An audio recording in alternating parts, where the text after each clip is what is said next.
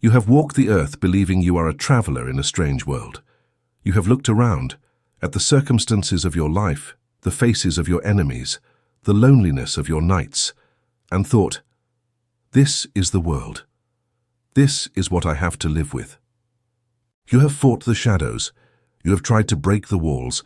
You have pleaded with the heavens to change the landscape, but you have lived deceived by the most perfect optical illusion ever created. This audiobook is not a new teaching. It is the translation of an ancient echo. It is the lost manuscript that the mystery schools guarded under 7 seals, and it has come to you today to shatter the glass of your ignorance. The forbidden truth is this: you do not live in a world, you live in a hall of mirrors. The universe is not a solid place. It is a polished, infinite, and reactive surface. It is an ocean of mercury, living silver, designed with a single sacred purpose: to return your gaze. Everything you see in front of you is not external reality. It is your own face, distorted by your fears, magnified by your beliefs, colored by your emotions. The monsters that pursue you are not beasts. They are your own shadows projected onto the screen of time. The scarcity that oppresses you is not a lack of resources. It is the faithful reflection of your own internal contraction. The human tragedy is the tragedy of Narcissus, falling in love or hating an image, forgetting that one is the source of that image. You have spent your life trying to comb the reflection in the mirror. You have tried to wipe the stain off the glass, unaware that the stain is on your own face. The quantum mirror invites you to stop the struggle. Stop hitting the glass. The glass cannot change if you do not change. This manuscript is the manual of sacred optics. In part 1, we will dismantle the illusion. You will understand the physics of Mercury and why you see what you are, not what you want. In part 2, you will learn to carve your inner lens. You will discover that your identity is the prism that decides whether your life is a rainbow or a grey storm. And in part 3, we will enter the dark room. I will give you the forbidden rituals to change the movie inside the projector, so that the mirror has no choice but to reflect the glory you have ignited within. Close your eyes to the illusion outside. Open the eye within. It is time to look into the mirror and recognize, finally, the Creator who gazes back. Chapter 1. The Law of Inverse Projection. We don't see what is, we see what we are. The first law of the lost manuscript is the law of inverse projection. This law declares, the eye is not a window through which the world enters. The eye is a projector through which the soul exits. You have lived under the superstition of objectivity. You believe your eyes record facts. You believe that if you see betrayal, it is because there was betrayal. You believe that if you see scarcity, it is because money is lacking. This is the vision of the sleeper. The awakened one knows the terrifying truth. You do not see what is, you see what you are. 1. The neutrality of the void, the white light. To understand projection, we must first look at the screen. The universe in its fundamental state is neutral. It is white light. White light contains all colors, all possibilities, all stories, but in itself it is none. It is pure potential. It is neither good nor bad. It is neither hostile nor friendly. It is simply plastic energy waiting for an instruction. The events of your life are neutral. A job loss is a neutral event, closure of a cycle. A breakup is a neutral event, change of dynamics. A zero bank account is a neutral event, numerical state. Nothing has intrinsic meaning. The universe is an infinite blank canvas spread out before you, awaiting the tint. 2. The inner slide, the soul's filter. If the light is white and neutral, why does your life have such specific colors? Why do some see tragedy where others see opportunity? Because inside your mind, just behind the lens of your eye, there exists a slide. This slide is your identity. It is the compendium of your beliefs, your ancestral memories, your fears, and your expectations. The light of consciousness, vital energy, passes through this slide before touching the world. If your slide has a fear stain, the white light passes through it and projects a shadow of danger onto the screen of the world. If your slide has a victim pattern, the light projects a scene of injustice. You look at the screen, reality, and shout, "Look, injustice, it's real." And you are right, it is real on the screen. But the origin is not on the screen. The origin is the small image you carry, inserted in your inner projector. The world is not attacking you. The world is revealing you. Every person you encounter, every obstacle you face is colored by the tint of your own slide. 3. The inversion of cause and effect. The optical illusion is perfect because it inverts cause and effect. You believe you feel insecure because the world is dangerous. The law of inverse projection tells you the world appears dangerous because you vibrate in insecurity. The mirror has no initiative. The mirror is a slave to the image presented to it. If you approach the mirror with a frown, the mirror returns an angry enemy. If you try to fight the reflection to make it smile, you will be exhausted. The only way to change the world is to change the inner slide. This truth destroys the ego because it eliminates the possibility of blaming. You can no longer say, "They did this to me." You must say, "I projected the frequency that allowed this to manifest." It is a radical responsibility, but it is also absolute freedom. If you projected the shadow, you can project the light. 4. The silent witness. To operate this law, you must develop a new faculty, that of the witness. You must learn to view your life not as a series of solid facts, but as a continuous Rorschach test. When something bothers you, do not look at the object of your annoyance. Look back toward the projector. Ask yourself, what is in me that is coloring this event red, anger, or gray, sadness? What filter am I using today? By asking this question, you separate the slide from the light. You realize that the pain is not in the event, but in your interpretation. And in that space of consciousness, you reclaim the power to change the slide. Here is where we must delve into the physics of densification. Projection is not imaginary in the sense of false. Projection is real in its effects, but false in its cause. The beam of light, upon passing through your inner filter, densifies. It slows down, and upon colliding with the screen of space-time, it coagulates into hard facts, into matter, into inevitable events. The tragedy is not that you project. The tragedy is that you have forgotten that you do. You have confused the movie with the screen. You have fallen in love, or been terrified, by the shadow, forgetting that you are the light that generates it. To escape the hall of mirrors, we must analyze the optical aberration that keeps you blind to your own power. Why is it so difficult to see that we are the ones who create our reality? Due to a simple optical principle, you cannot see the lens you are looking through.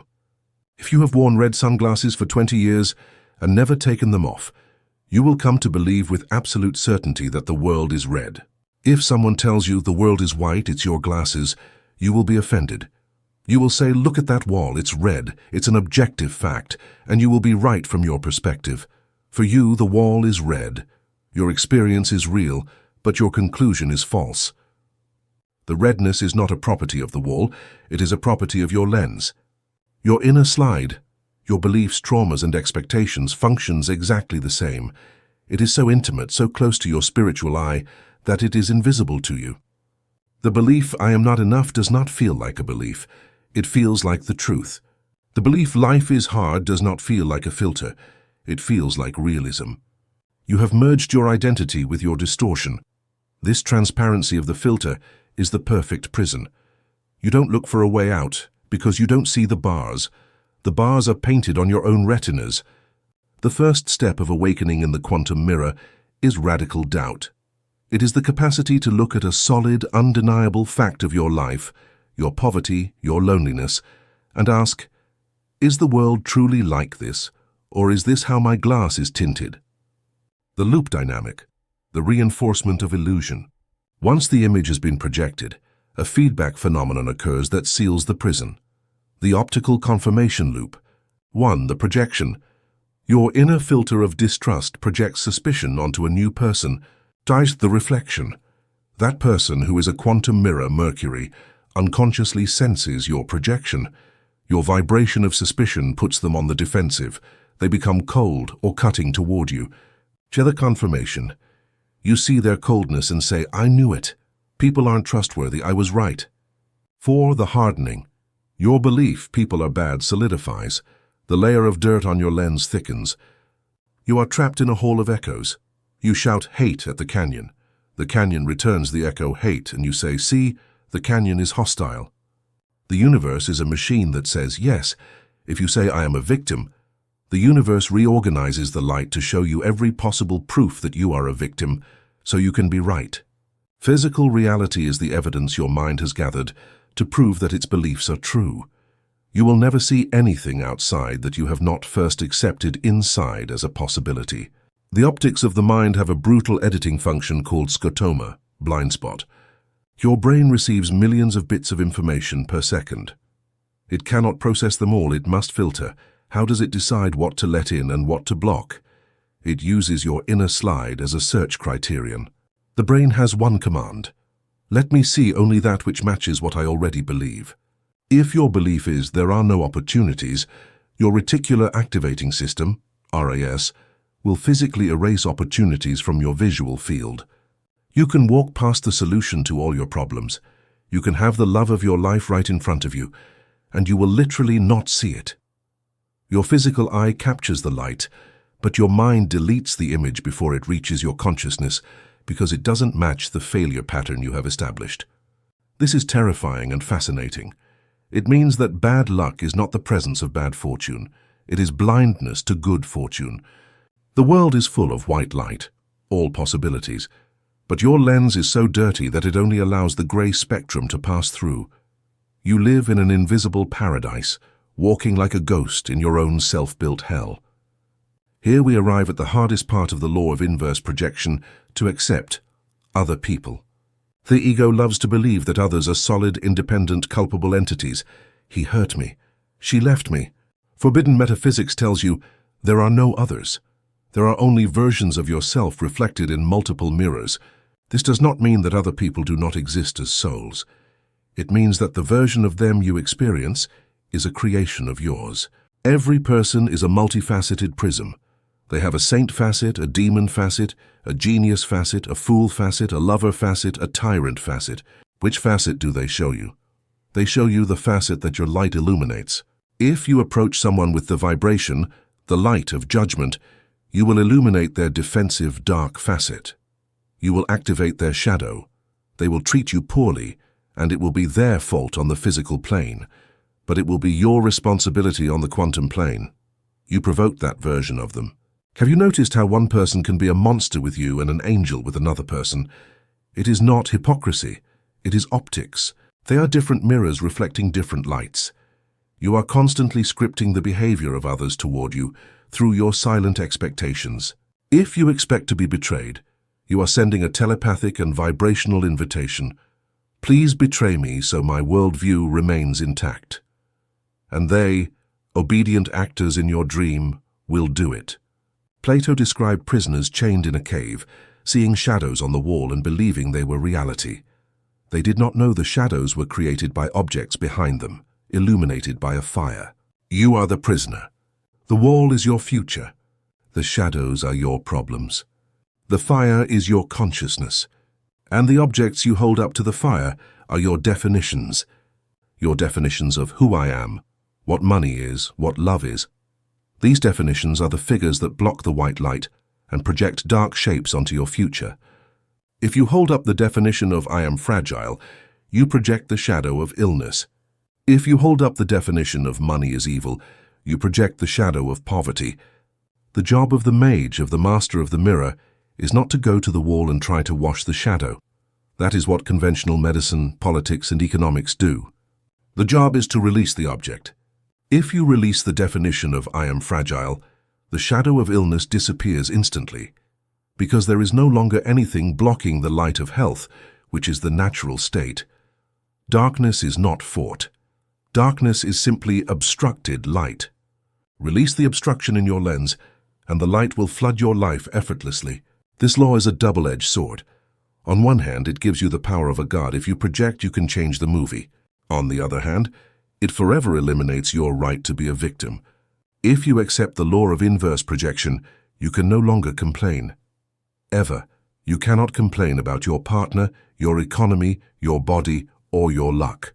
Because complaining about the reflection is admitting you are insane. It is shouting at the mirror because it has a stain when you have the pen in your hand. This radical responsibility is the price of admission to high magic.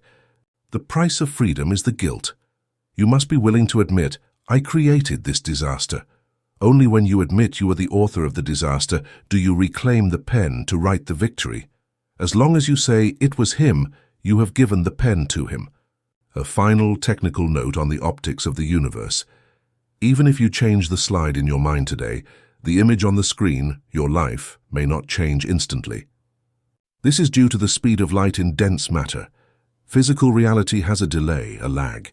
It is like the light from a distant star. What you see today in the sky is the light that left years ago. What you see in your life today, your current debts, your current problems, is the light of your thoughts from months ago. It is the remnant of your old slide. The novice changes their thought today, looks at the mirror, sees that nothing has changed and says, "It's not working," and they put the old slide back in. The master understands the delay. They know that the current image is a fossil. It is dead light. They maintain the new slide, the vision of success, firmly in the projector, ignoring the screen, knowing that it is a matter of mathematical time until the new light reaches the surface and rewrites the image. Faith in quantum optics is not believing without seeing. It is continuing to project the new image even though the screen still shows the old one, knowing that the speed of light is constant and change is inevitable. Chapter 2. The mercury of the soul, the substance that retains the image. Imagine an ancient mirror. It has two parts. The glass, the conscious mind. It is transparent, hard, protective. It is your intellect. Through the glass you can see things, analyze and decide, "I want to see this." But the glass by itself does not reflect. If you only had glass, you would look through it and see the void. The mercury, the subconscious mind. It is a thin sheet of living silver, mercury or tin, adhered to the back of the glass. It is opaque. It is sensitive. It is the substance that stops the light and forces it to bounce back. You have been trying to change your life by cleaning the glass. You have used logic, verbal affirmations, positive thinking. You have rubbed the surface of your intellect until it shines. But the flaw is not in the glass. The stain is underneath. The stain is in the silver. The mercury is the emotional memory. It is the psychic substance in charge of retaining the image. Without the mercury, you would have no continuity. You would wake up each morning as a different person with no history. The mercury is necessary to maintain the coherence of the self. But the mercury has a fatal flaw. It oxidizes and gets engraved. How does a fleeting experience turn into a permanent prison? Through the process of engraving. When the light and experience hits the mercury with sufficient intensity, emotion, a chemical reaction occurs. The silver burns. The image is fixed in the metal. This is what we call a trauma or a root belief. A child experiences a moment of abandonment. The light of that event is intense, charged with pain. That light passes through the glass. The child's mind has no filters and burns the mercury. On the silver surface of their soul, a black mark is engraved. "I am not worthy of love." 20 years later, that child is an adult. They want to find a partner. Their conscious mind, the glass, is clean and seeks love. But when the light of life enters their mirror, it passes through the glass and hits the mercury. And the mercury, faithful to its engraving, cannot reflect love. The silver is burned at that point. It can only reflect the black mark, abandonment. No matter how hard the adult tries to think positive, the reflection occurs in the deep layer. As long as the mercury is engraved with the image of abandonment, the mirror will project abandonment in every relationship with mathematical precision. The universe does not punish you. Your mirror is scratched. In ancient alchemy, mercury was known for two qualities. It is fluid and it is toxic. Your subconscious memory shares these qualities. It is fluid because it is always active, moving, connecting associations. An odor reminds you of a person. A song brings up an old sadness. The mercury is never still. And it is toxic because, if not refined, it accumulates the poison of unprocessed impressions. Every time you have felt fear and not released it, you have added a layer of oxidation to your silver. Every time you have felt resentment, you have poured acid onto your mirror. Over time, the bright, perfect mercury you were born with has become gray, opaque, full of corrosion stains. A rusted mirror does not reflect sunlight. It absorbs the light and returns darkness. That is why people with a lot of unprocessed past, oxidized mercury, seem to have a black cloud over them. It is not bad luck. It is bad optics. Their inner mirror has lost its capacity to reflect the white light of abundance. The light enters, but it dies in the oxidation of fear. The law of image retention, the burn-in. In old plasma screens, if you left a fixed image for too long, it would burn into the screen. Even when you turned off the TV, the phantom image remained there. Your soul suffers from burn-in. You have kept the image of scarcity or illness fixed in your mind for so long, charged with so much constant emotion that it has burned the phosphor of your mercury. Now, even when you try to visualize wealth, the phantom image of poverty is superimposed. You see a rich future, but you see it through the dirty stain of the poor past. The result is a confused hybrid reality, where opportunities arrive but are always accompanied by problems. The job of the mirror mage is not to paint over the burned screen. The job is to restore the silver. It is a process of re-silvering the soul. The image of scarcity or loneliness is not happening outside. It is engraved on the photographic plate of your soul. The world only does you the favor of developing the photograph. But here is where the seeker commits the error that condemns them to decades of circular therapy. The seeker tries to fix the mercury by disturbing it. They dig into the past. They relive the trauma. They cry over old wounds. They try to analyze the oxidation. In the alchemy of the mirror, this is a fatal procedural error. The mercury is toxic. If you shake it, it releases poisonous fumes. If you stir up the mud at the bottom, you cloud the entire mirror. Emotionally reliving the trauma does not erase it. It re-engraves it. You give new thermal energy to the old burn. To restore the mirror, you do not need a scalpel. You need a laser. You need a form of energy so pure, so concentrated, and so fast that it can vaporize the oxidation without touching the healthy metal beneath. That energy exists. It is the only substance in the universe capable of dissolving ingrained karma. It is called coherent light, or pure consciousness. To understand how to clean the mirror, we must understand what the dirt is. What is a trauma? What is a limiting belief? At a physical level, it is a neural network. But at the quantum mirror level, it is trapped light. A painful event from the past is a moment when the light of the experience entered you but could not exit. The emotion was so strong that the system blocked. The image froze in the mercury. That frozen image continues to vibrate, continues to emit a signal, continues to ask to be processed. Oxidation is literally stagnant energy. Coherent light, your attention without judgment, acts as a universal solvent. When you apply your pure attention to a stain on the mirror, not to judge it, this is bad, not to analyze it, why is it here, but simply to observe it, you are bombarding the oxidation with high-frequency photons. Quantum physics calls this the observer effect, but applied to memory. Under the intense neutral gaze of consciousness, the molecular structure of the belief begins to vibrate. It heats up, it destabilizes, and finally, it dissolves. The trapped light is released and returns to the general flow of the universe. The stain disappears. The mercury returns to being virgin. Protocol 1. The laser restoration technique. How is this applied in practice? How do you erase, for example, the ingrained belief of money is hard to come by? You do not use affirmations, money is easy, to cover the stain. That is putting paint over rust, it will fall off. You use the laser of observation. The vaporization process. 1. Locate the stain, feel the resistance. Think about money and observe where your body contracts. Observe the thought, it's hard. The oxidation is there. 2. Apply the light beam. Direct all your attention to that sensation of contraction. Look at it. 3. The neutrality filter. Here is the key. You must look at it without opinion.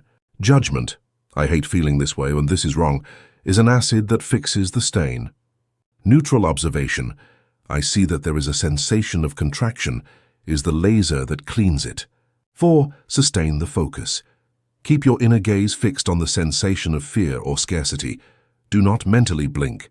Do not try to change it. Just look at it. Under the pressure of your pure consciousness, the sensation will begin to change. It will move, heat up, intensify for a moment, the release of fumes, and then it will vanish. You will feel a sudden lightness, an empty space. You have vaporized the engraving. This process must be repeated. The mirror has layers, but every time you apply the coherent light, you reclaim reflective surface. You reclaim manifestation capacity.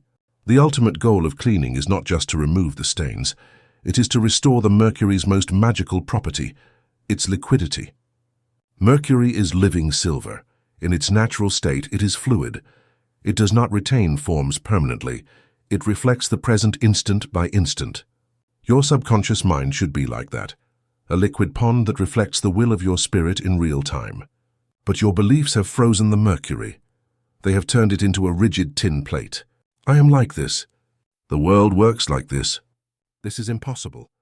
These affirmations are freezing agents. They turn the flow of life into static structures. Restoration involves heating the mirror until the metal flows again. What heats the soul? Curiosity and possibility. The mirror mage never says this is how it is. They say, what if? What if this illness were an illusion? What if money were easy energy? The open question is the fire under the crucible. Every time you question the solidity of your reality, you are stirring the mercury. You are breaking the crystallization. A liquid mirror has no memory. It holds no grudges. It has no accumulated karma. It reflects the now with perfect fidelity. The danger of the void, the black mirror. There is one phase in the restoration process that terrifies the uninitiated. When you have dissolved the old beliefs, when you have vaporized the trauma and you have liquefied your identity, you look in the mirror and see nothing, or you see darkness. You have erased the image of the victim, but you have not yet projected the image of the king. You are in the void. The mercury is clean, but it is dark. It is a black mirror. You feel you have lost your identity. You don't know who you are. You feel yourself floating in nothingness. The ego screams, "Put the old images back. I'd rather be a known victim than nobody at all." This is the moment of the test of faith. The black mirror is not death. It is pure potentiality. It is the highest state of magic. It is the canvas before the painting. If you can hold yourself in that void without panic, without running to seek your old dramas to feel someone, then you are ready for the great projection. The mage loves the black mirror. They know it is the perfect recording surface. In that dark silence, any small light you ignite will shine with the force of a supernova. Any desire you plant in the void will germinate without the competition of the weeds of the past. Ancient mirror makers knew that the quality of the reflection depended on the purity of the metal. Sometimes they mixed gold with the mercury to give the reflection a warm, noble tint. You can do the same. You can improve the substance of your subconscious through amalgamation. It is not enough to clean the bad. You must alloy your mind with noble metals. What are these metals? They are the eternal archetypes: beauty, truth, power, wisdom, love. Instead of feeding your mercury with the news of the day, cheap metal, feed it with the contemplation of the great.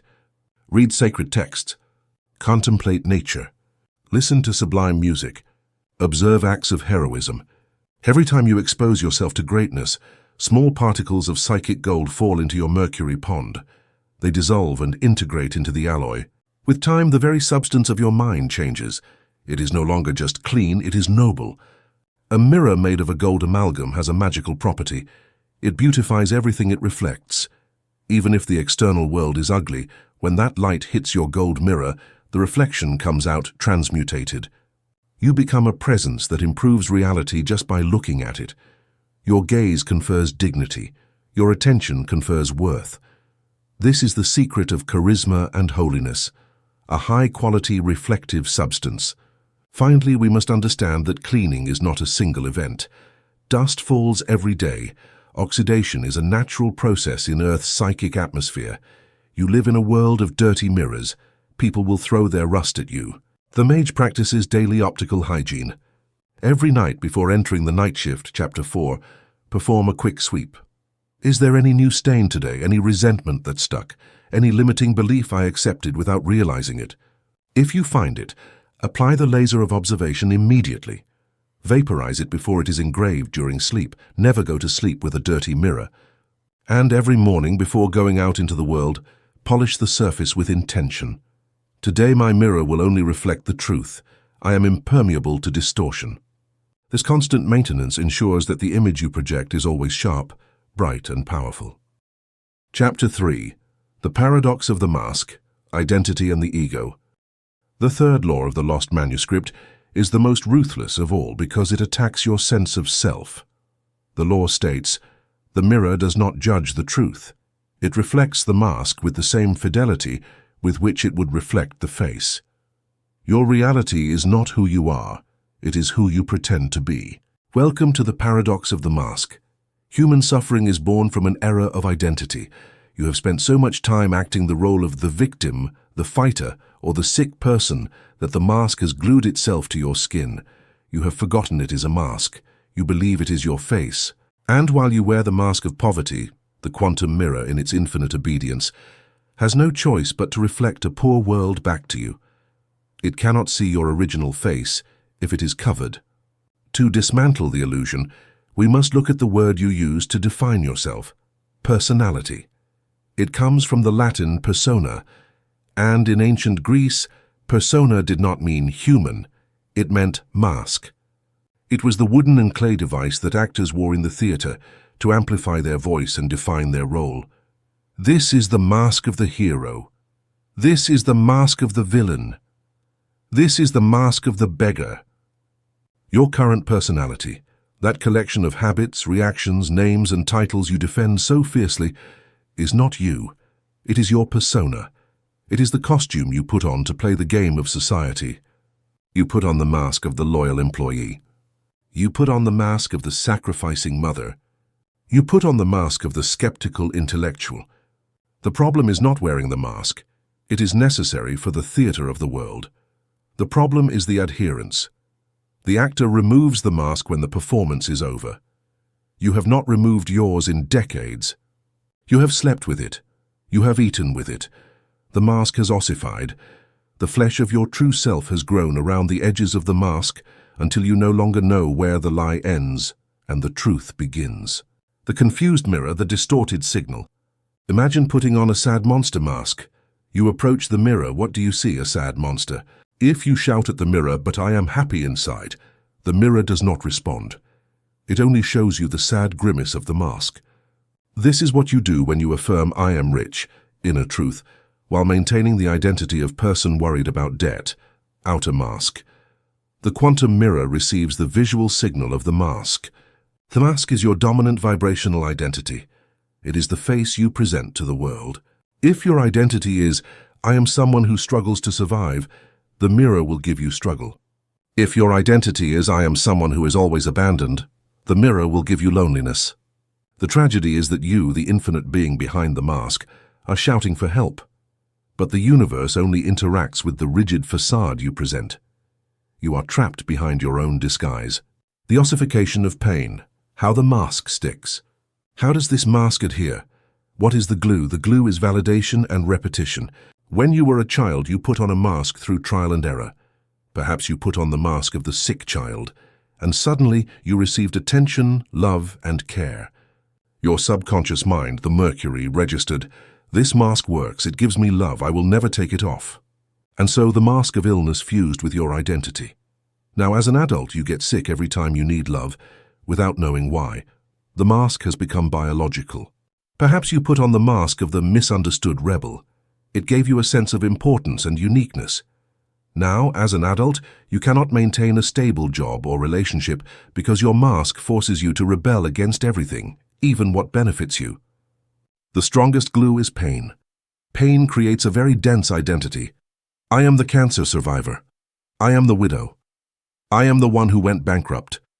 These trauma-based identities are iron masks. They are heavy. They protect, but they also imprison. You cling to them because they tell you who you are. They give you a story. And the ego's greatest fear is not having a story. Here we reach the core of the resistance. Why don't you take off the mask right now? Because underneath it you feel the vertigo of the void.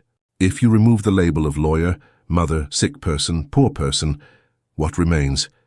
Pure consciousness remains, formless, infinite, and silent. The I am without attributes remains. To the ego, this is terrifying. It is nothingness. The ego prefers to be a dethroned king, an identity of pain, than to be no one. That is why you defend your limitations. When someone offers you a solution to your problem, you often reject it with a yes, but. That but is the mask defending itself. Yes, I want money, but you don't understand my situation. Translation: Don't take away my victim mask, it's the only thing I have. The paradox is this.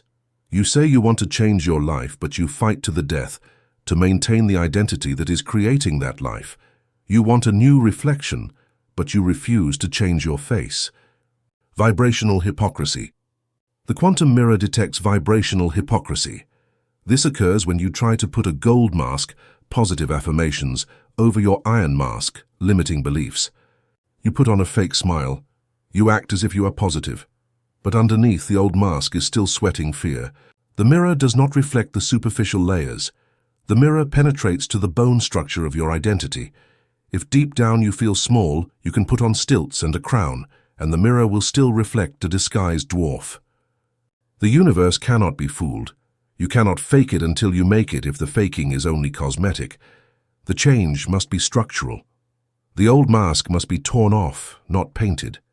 Before you can remove the mask, you must understand that the mask is alive. It is not an inert object. Your personality, your ego, is a psychic entity that you have fed with your vital energy for decades. It has a survival instinct. It is afraid to die, and it will fight for its life. When you say, "I want to change," the real you is speaking. But the mask hears, "I want to kill you." And the mask reacts. It floods you with doubts. It tells you, you can't do it. It's dangerous. What will others think? If you change, you'll be alone. These voices are not wisdom. They are the survival cries of a parasitic structure that fears losing its host. The identity of poverty is a parasite. It feeds on your financial anxiety. If you become rich, that identity starves. That's why it sabotages you. The identity of sick person feeds on attention and compassion. If you heal, that identity disappears. The mirror mage must develop a holy cruelty. He must look at his own personality, his own fears and excuses, and see them not as my truth, but as the parasite that is eating my light. The separation begins with the recognition that you are not the voice in your head. You are the one who listens to the voice. The universal solvent, the question, who am I? How do you peel off a mask that has fused with the skin? The ancient sages of India developed a cutting tool, a mental scalpel called neti neti. Not this, not that. It is the process of negation by identification. You stand before the mirror of your mind and start peeling the layers. You look at your body. You say, "This body changes, ages, gets hurt. I am the witness of the body. Therefore, I am not my body." First layer off. You look at your emotions. This anger comes and goes. I am the one observing the anger. Therefore, I am not my emotions. Second layer off.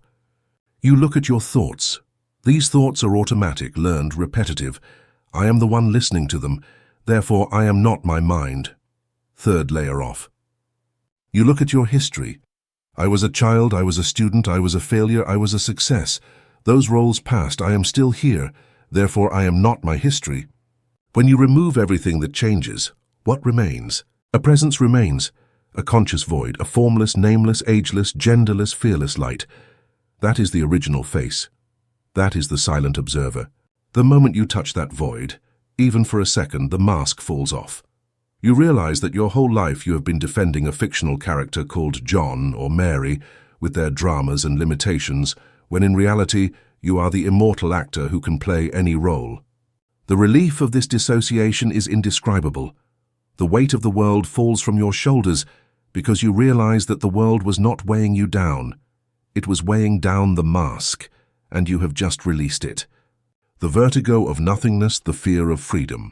Here is where the initiate faces the toughest test. By removing the mask, they feel naked. They look in the mirror and see no reflection. They have no definition. If I'm not a lawyer or a father or a son or a victim, what am I? The ego panics at the vertigo of nothingness. Most people run back to their old cell. They prefer to be unhappy but defined rather than free but undefined. Better the devil you know. This is the phrase of a slave who loves his chains. The master of the mirror sustains the gaze into the void. He knows that this not being anything is the precondition for being everything. Virgin wax has no form. Pure water has no taste. White light has no color. To be a pure channel of manifestation, you must become tasteless, colorless, and formless. You must become no one. Only when you are no one can the universe flow through you without distortion. Only when you have emptied your cup of the old sour wine of your past can the universe fill it with the new nectar of the future. The fear of the void is the mask's last trick. On the other side of the void is omnipotence. Once you have touched the void, you do not stay there forever, unless you want to be a monk in a cave. You return to the world, but you return differently. You are no longer the mask. Now you use it, you become the owner of the wardrobe. This is the doctrine of fluid identity. The master has a closet full of masks, identities.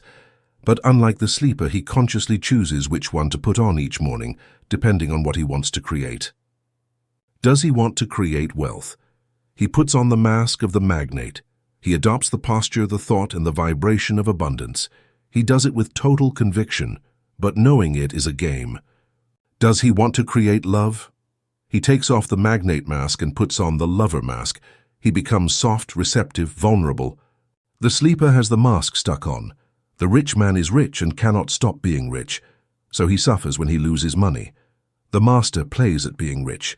If he loses the money, he takes off the mask, laughs, and puts on another one. His being has not been touched. This fluidity makes you invulnerable. You cannot hurt water. You cannot break the wind.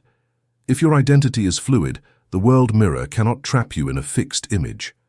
If the world reflects failure back to you, you simply shrug, remove the mask that provoked that reflection, and put on the success mask, and the mirror obediently changes the image.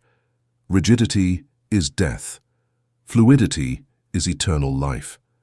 In antiquity, knowing the true name of something gave you power over it. This is not superstition, it is quantum linguistics. The word you use to define yourself is the spell that binds you to a form. I am diabetic. I am shy. I am poor. Every time you pronounce I am followed by a limitation, you are casting a curse upon your own wax. You are engraving the mask with acid. The process of stripping requires name hygiene. You must stop calling yourself by your limitations. You must stop telling your sad story to friends. Every time you tell your victim story, you are reinforcing the mask's glue. You are hypnotizing yourself again. The mage practices biographical silence. He stops talking about his past. He stops defining himself by what happened to him. He defines himself exclusively by what he chooses to be now.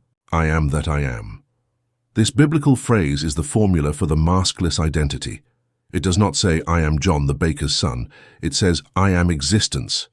When you operate from the pure I am, without predicates, you are at the point of absolute power. From there you can add any predicate you desire. I am wealth. And the universe obeys because the order comes from the being, not the ego. To conclude this understanding, visualize the definitive exercise of dissolution. Imagine looking into a mirror, but instead of seeing your face, you see darkness. A deep, black, starry void. That is your true face. That immensity is what you are before you are born, and what you will be after you die. That immensity is what is looking through your eyes right now. When you have a big problem, a debt, an illness, do this mental exercise. Place your problem in front of that black immensity. What is $1,000 debt compared to the eternal void? It is a speck of dust. What is an external opinion compared to infinite consciousness? It is nothing. By contrasting your small mask with your great being, the problem loses its scale. It loses its terror. You recover perspective. You realize that your whole life you have been playing a virtual reality game and have taken it too seriously. This cosmic laughter, the laugh of realizing that nothing is as serious as the ego believes, is the most potent solvent that exists. Laughter peels off the mask. Once you have stripped naked, once you have touched the void and laughed at the illusion, you are ready for true creation. Now, the canvas is blank. Now you can choose a mask, not out of fear or inheritance, but out of design. Who do you want to be? Not, what do you want to have? Who do you want to be? Design your new avatar. How does he walk? How does he speak? What does he tolerate and what doesn't he tolerate? What is his dominant vibration? This new character is not a lie. It is a deliberate creation.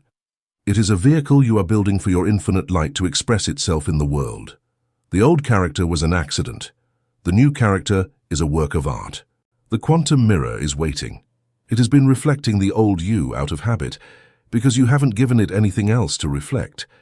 But the moment you present yourself to it with your new face, forged in the fire of consciousness and free from the glue of the past, the mirror will shudder. Reality will ripple, and it will begin to recompose itself, atom by atom, to match the magnificence of the new image you have chosen to embody. Chapter 4. The immovable eye, the power of fixed attention. You have cleaned the lens, you have purified the silver, you have removed the mask, you are ready to project. You choose an image, wealth. You project it onto the mirror of the world. For an instant, reality seems to shine with that possibility. You feel hope. But the next moment, the phone rings with a problem, or you feel pain and your gaze deviates. The image of wealth shatters. The old reality rushes back. This is the failure of the intermittent gaze. Most initiates fail not because their vision is weak, but because it is brief. They treat manifestation like a camera flash, a burst of intention, and then darkness. But the universe does not work like a photograph. It works like a sculpture of light. For the light to harden and become matter, the beam must be continuous. The fourth law of the quantum mirror is the law of stability. Reality is a wave of probability that only collapses into a particle of fact under the pressure of sustained observation. If the eye blinks, the world dissolves. In ancient mythology, Medusa's gaze turned life into stone. In forbidden metaphysics, this is a hidden scientific truth. Your attention has the power to petrify energy. The quantum world, when you are not looking at it, is a chaos of waves. Nothing is defined. The cat is both alive and dead. The money is in your account, and it is not. Everything is a soup of possibilities floating in the ether.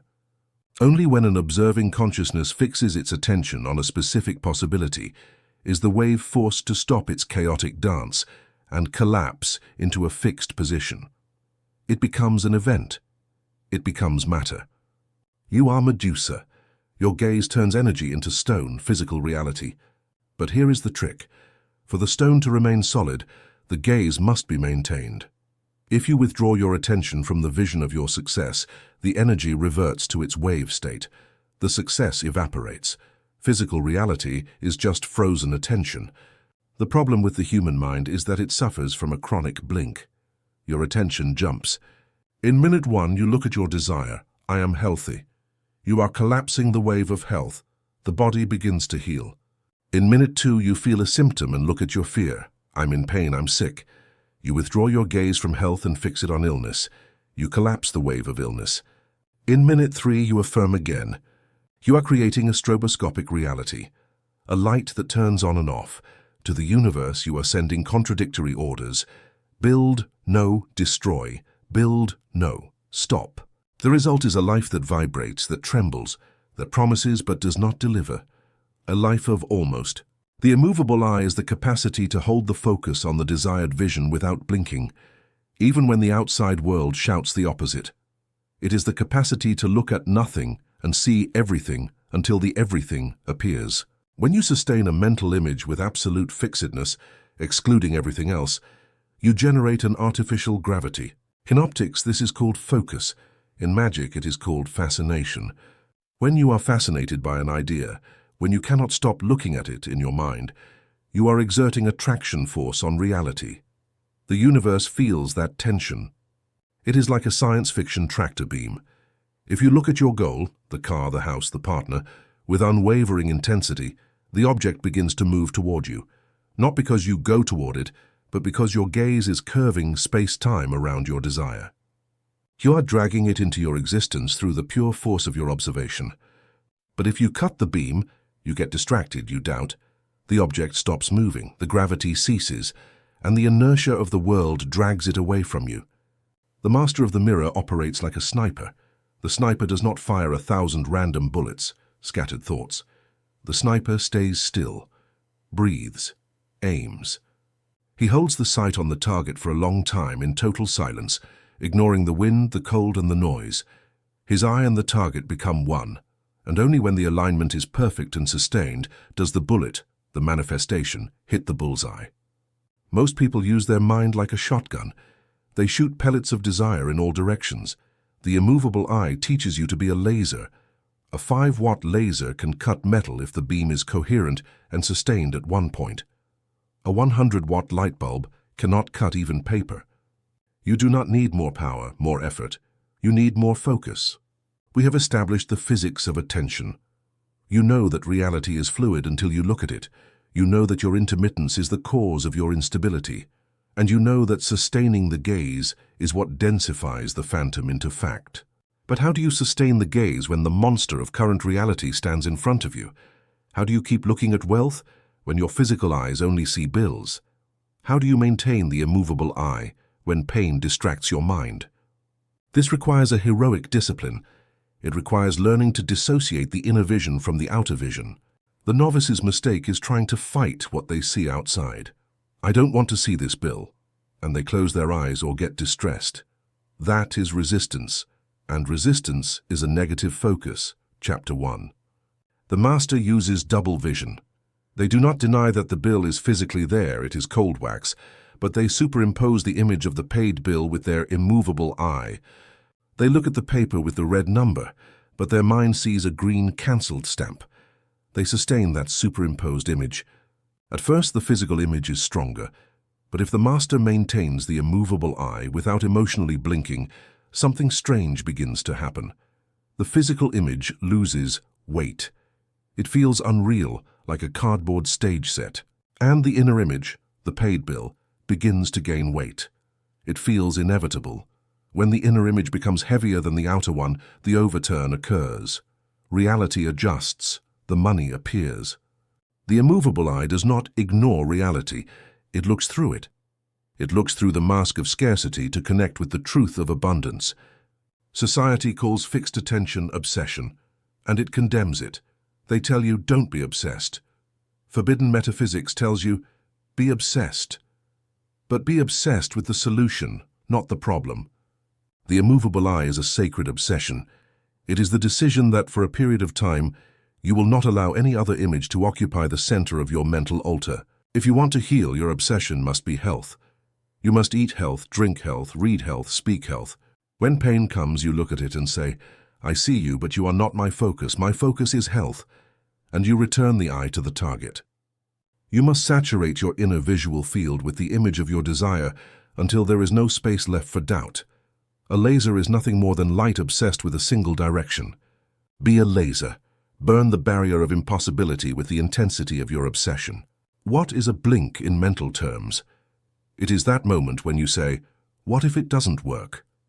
It is that moment when you tell your dream to a skeptical friend and allow their doubt to enter your eye. It is that moment when you look at the news and allow yourself to be convinced by collective fear. Every blink cuts the current. It restarts the densification process. If you were heating water and turn off the heat every time it starts bubbling, it will never boil. The discipline of the immovable eye is a doubt fast. It is the conscious decision to, for the next 3 days, or 7 or 21, I refuse to entertain any possibility other than my success. If a doubt arises, I treat it like a fly. I shoo it away and keep looking at my goal. You do not dialogue with the fly. You do not analyze the fly, you just maintain a fixed gaze. For a camera to take a long exposure photo without moving, it needs a tripod. Your inner eye needs a tripod so as not to tremble in emotional storms. That tripod is indifference to chaos. If you are visualizing wealth and your car suddenly breaks down, your usual emotional reaction is panic. Panic shakes the camera. The image comes out blurry. The master, resting on their tripod, looks at the broken car and is not rattled. They maintain the immovable eye on wealth. They say, this is just a movement of the wax, it doesn't change my vision. My vision is fixed. This emotional stability is what allows the image to be engraved. The universe respects stability. When the universe strikes you and you do not move your gaze, the universe says, this being is serious. Their vision is stronger than my circumstances. I must obey. Immobility in the face of chaos is the supreme demonstration of power. If you manage to maintain the immovable eye long enough, crystallization occurs. The wave collapses. Probability becomes fact. It is law, it cannot fail. The only reason it fails is because you withdrew the gaze prematurely. Maintain the gaze. Do not look for signs. Seeking signs is doubting. It is looking outside. Keep looking inside. Keep looking at the finished blueprint. Sustain the tension of the gaze until physical reality has no choice but to harden around your vision, trapped in the tractor beam of your attention. Chapter 5. The Creator's Smile, the Law of Anticipation. This is the childish trap the whole of humanity falls into. You stand before the mirror of life with a frown, with clenched fists, with a heart full of need and waiting, and you shout at your reflection, "Smile, give me money and I will smile, cure me and I will be grateful, love me and I will love you." And the mirror, in its mechanical and ruthless honesty, returns exactly what you give it: a frowning face, a clenched fist, an eternal wait. The mirror has no initiative. The mercury has no emotions of its own. It only bounces back what it receives. The fifth law of the lost manuscript is the law of anticipation. The reflection never precedes the image. For reality to smile at you, you must smile at the void first. Emotion is the chemical precursor of manifestation. Welcome to the discipline of the Creator's smile. You have been programmed to believe that your emotions are reactions. Something good happens, I feel good. Something bad happens, I feel bad. This is the logic of the slave. It is the logic of one who lives in the effect. If you live like this, your internal state is a cork floating in the sea of external circumstances. You are never in control. Forbidden metaphysics demands a total inversion of your operating system. You must understand that emotion is not the result of experience. It is the cause of experience. I feel good because something good happens, effect. I feel gratitude, cause, the gift arrives, effect. This is the law of anticipation. Anticipating is not predicting the future. Anticipating is provoking the future by feeling it before it occurs. You must laugh before the joke. You must celebrate before the victory. You must feel secure before the money arrives. If you wait to have the physical reason to feel good, you will wait forever, because the mirror cannot reflect well-being if you are not emitting it. The mirror is waiting for your command, and your command is your state of mind. From the perspective of the sleeping world, the law of anticipation seems like madness. How can I be happy if I'm bankrupt? That's delusion. Yes, it is a delusion for materialistic logic, but it is engineering for quantum logic. The sane person looks at their empty account, gets depressed, and the mirror returns more poverty. Their sanity keeps them poor. The divine madman, the mage, looks at their empty account, laughs, invokes the feeling of opulence, walks like a millionaire, and the mirror, forced by the law of optics, begins to reorganize reality to justify that opulence. You have to be willing to look like a madman to be a king. You have to be willing to smile at an empty wall, knowing that the wall is a mirror that takes a few seconds to load the image. That smile into the void is the most potent act of faith that exists. It is not a reactive smile. It is a creative smile. It is an armed smile. It is a tool that opens reality. The frequency of invitation. Physically, what is a smile? It is an opening. When you smile, you relax your muscles, open your face, expose your neck. It is a biological signal of no threat. I am receptive. I am safe. When you frown, worry, you contract. You close your eyes, clench your jaw. It is a signal of defense, closure, threat. The universe can only enter where there is an open door. The state of joy, gratitude, and appreciation, the vibrational smile, is a state of low resistance and high permeability. In this state, your energy field expands. You become magnetic. Synchronicities can flow toward you because there are no fear barriers blocking the way. The state of complaint, victimhood, and anger, the frown, is a state of high resistance. Your field contracts and hardens. Nothing new can enter. Opportunities bounce off your armor of bitterness. The law of anticipation tells you, if you want to receive, you must open up before the gift arrives. Gratitude is the open door. Complaint is the door slamming in the face of God. The emotional echo, the response time. We return to the problem of time. Chapter 8 of the previous project, or the law of hardening here. The mirror has lag. You smile today. You emit the vibration of abundance. But the mirror still shows you the reflection of your frown from yesterday, the scarcity. What do? If you stop smiling and say it's not working, you have fallen into the trap. The mage sustains the smile. He knows that the old reflection is fading.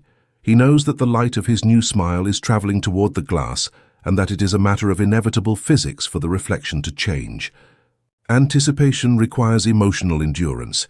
It is the capacity to maintain the state of celebration while walking through the valley of the shadow. It is the capacity to give thanks for the money you do not see with the same conviction as if you had it in your hand, because you know that gratitude is the mold that the money must fill. To hack the mirror, you must first hack your own brain. You must know a dirty secret of neurobiology. Your primitive brain cannot distinguish between reality and high-fidelity simulation. Your neocortex, the logical part, knows you are sitting in an empty chair imagining you are rich. It knows it is a game. But your limbic system, the emotional brain, and your brainstem, the reptilian brain, do not know it. They are blind to the outside world. They only react to the internal chemistry and the images projected on the mental screen.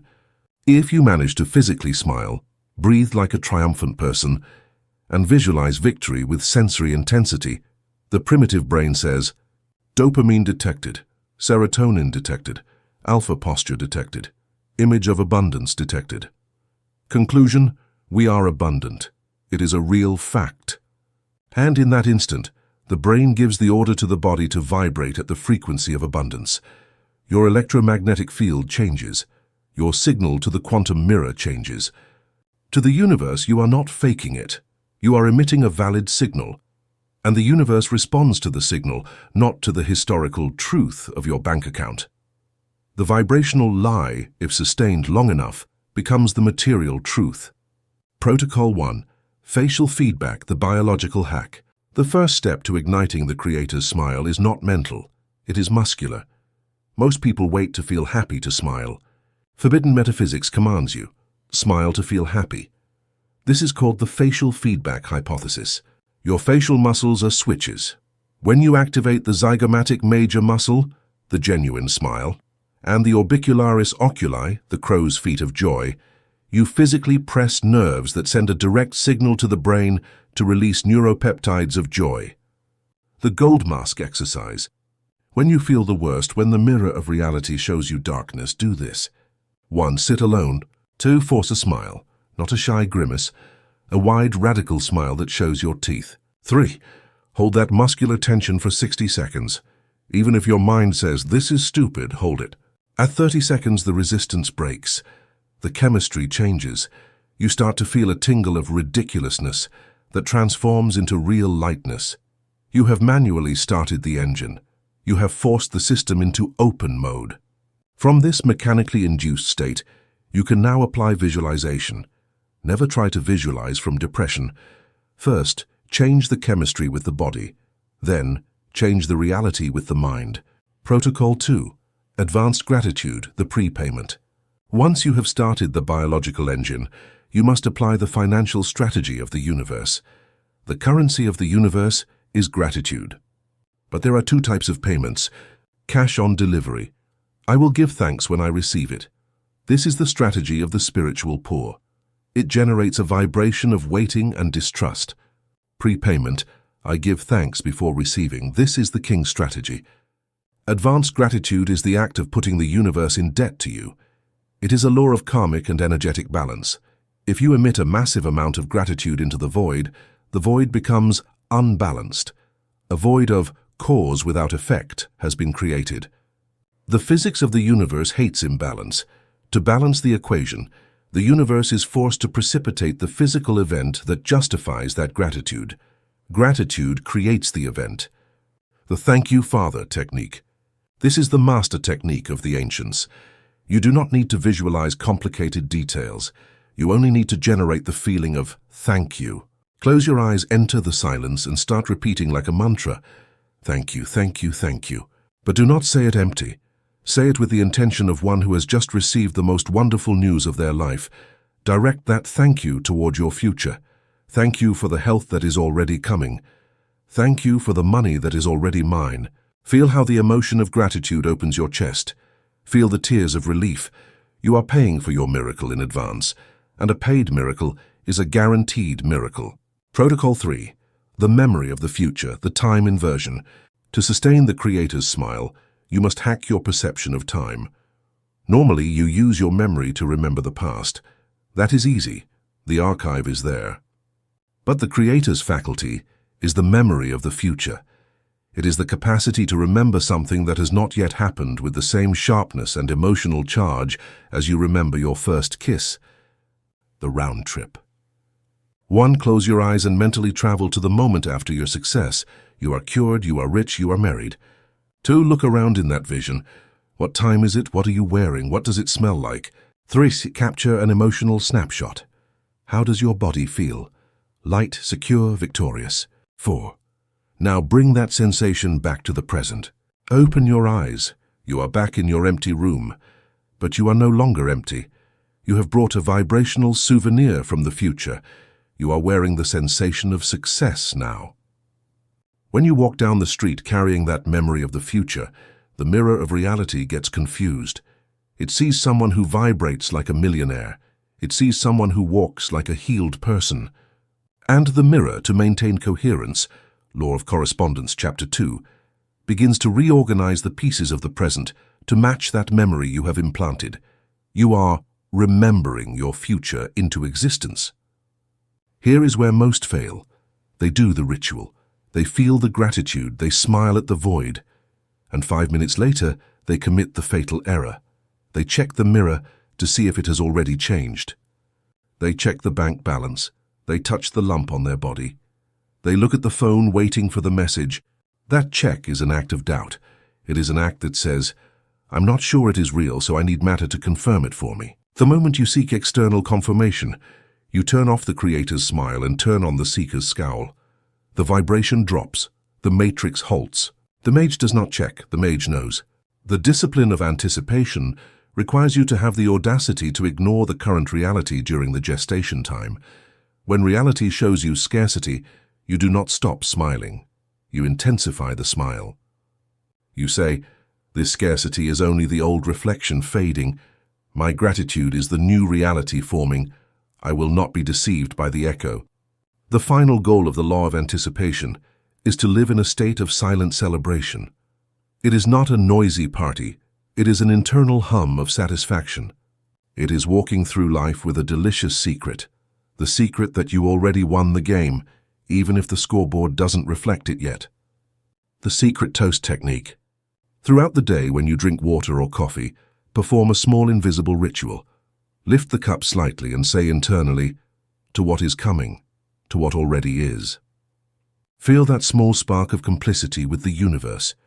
You are celebrating the fact before the fact. You are keeping the channel open. You are keeping the wax hot and liquid, ready to receive the form. A person who lives in permanent celebration is magnetically irresistible. People want to be near them. Money wants to be near them. Health wants to inhabit them. Because celebration is the frequency of life. Complaint is the frequency of slow death. Celebration is the frequency of continuous rebirth. The resolution of dissonance, the bridge of faith. There will be days when the gap between your inner smile and your external reality will be painful. You will feel ridiculous. You will feel like a fraud. I'm giving thanks for millions, and I can't pay the rent. That tension is called cognitive dissonance. Most people flee from it by returning to realism. Let's be realistic, I'm broke. The mage uses that tension as a drawn bow. That tension is the potential energy that is going to shoot the arrow. Do not relieve it by lowering your dream. Relieve it by elevating your faith. Use that discomfort as fuel to smile harder. Tell your ego, yes, it seems ridiculous, and that's why it's magical. Because I am challenging the gravity of facts with the levitation of my faith. The greater the gap you manage to sustain with joy, the greater the miracle that will fill it. The universe cannot tolerate the void between your vibration and your reality for long. If you don't descend, get depressed. Reality has to rise. It is law. Chapter 6. The Cleansing Cloth, Quantum Forgiveness. In the metaphysics of the mirror, good and evil are secondary concepts. The primary is clarity versus opacity. The light of the universe, white light, is pure information. When you judge something, when you look at an event, a person, or a part of yourself and say, "This is bad, this is unforgivable, this should not be," you are creating a stain of density. Judgment is an energetic contraction. It turns fluid light into a solid knot. Imagine the mirror of your mind is covered in tar. Every time you criticize, every time you hate, every time you feel like a victim, you are throwing more tar onto the glass. The light of your desire, "I want to be rich," tries to exit, but it has to pass through that tar of judgment. Rich people are bad. My boss is a thief. The system is unfair. The light that manages to pass through comes out tainted by that tar. That is why you manifest dirty money, toxic relationships, or fragile health, because your light is passing through your unresolved judgments. The quantum glue. Judgment has a second physical property. It acts as glue. In the quantum world, attention is connection. If you love something, you connect with it. If you hate something, you connect with it even stronger. Hatred is a form of obsessive, dense attention. When you hold a grudge against someone, you are quantum entangling yourself with that person. You are tethering your frequency to theirs with a steel chain. Where you go, you vibrationally drag your enemy with you. If you are trying to rise toward abundance, but you have a heavy grudge toward your past poverty, that grudge acts as an anchor. You cannot ascend because you are chained to what you hate. You cannot be free from what you condemn. Condemnation is the bond that ties you to the victim and the executioner. Here we must cleanse the word forgiveness of centuries of religious distortion. You have been taught that forgiving is an act of sacrifice, kindness, or turning the other cheek. You have been told you do it for the other's good. Forbidden metaphysics tells you forgiveness is an act of supreme intelligent selfishness. You do not forgive for the other person to feel good. The universe does not care about the other's morality. You forgive to clean your own crystal. You forgive to reclaim your energy. You forgive to cut the cord that binds you to a low vibration.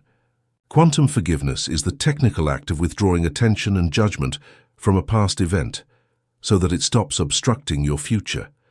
It is wiping the mirror with a cloth to remove the grease stain so you can see yourself clearly again.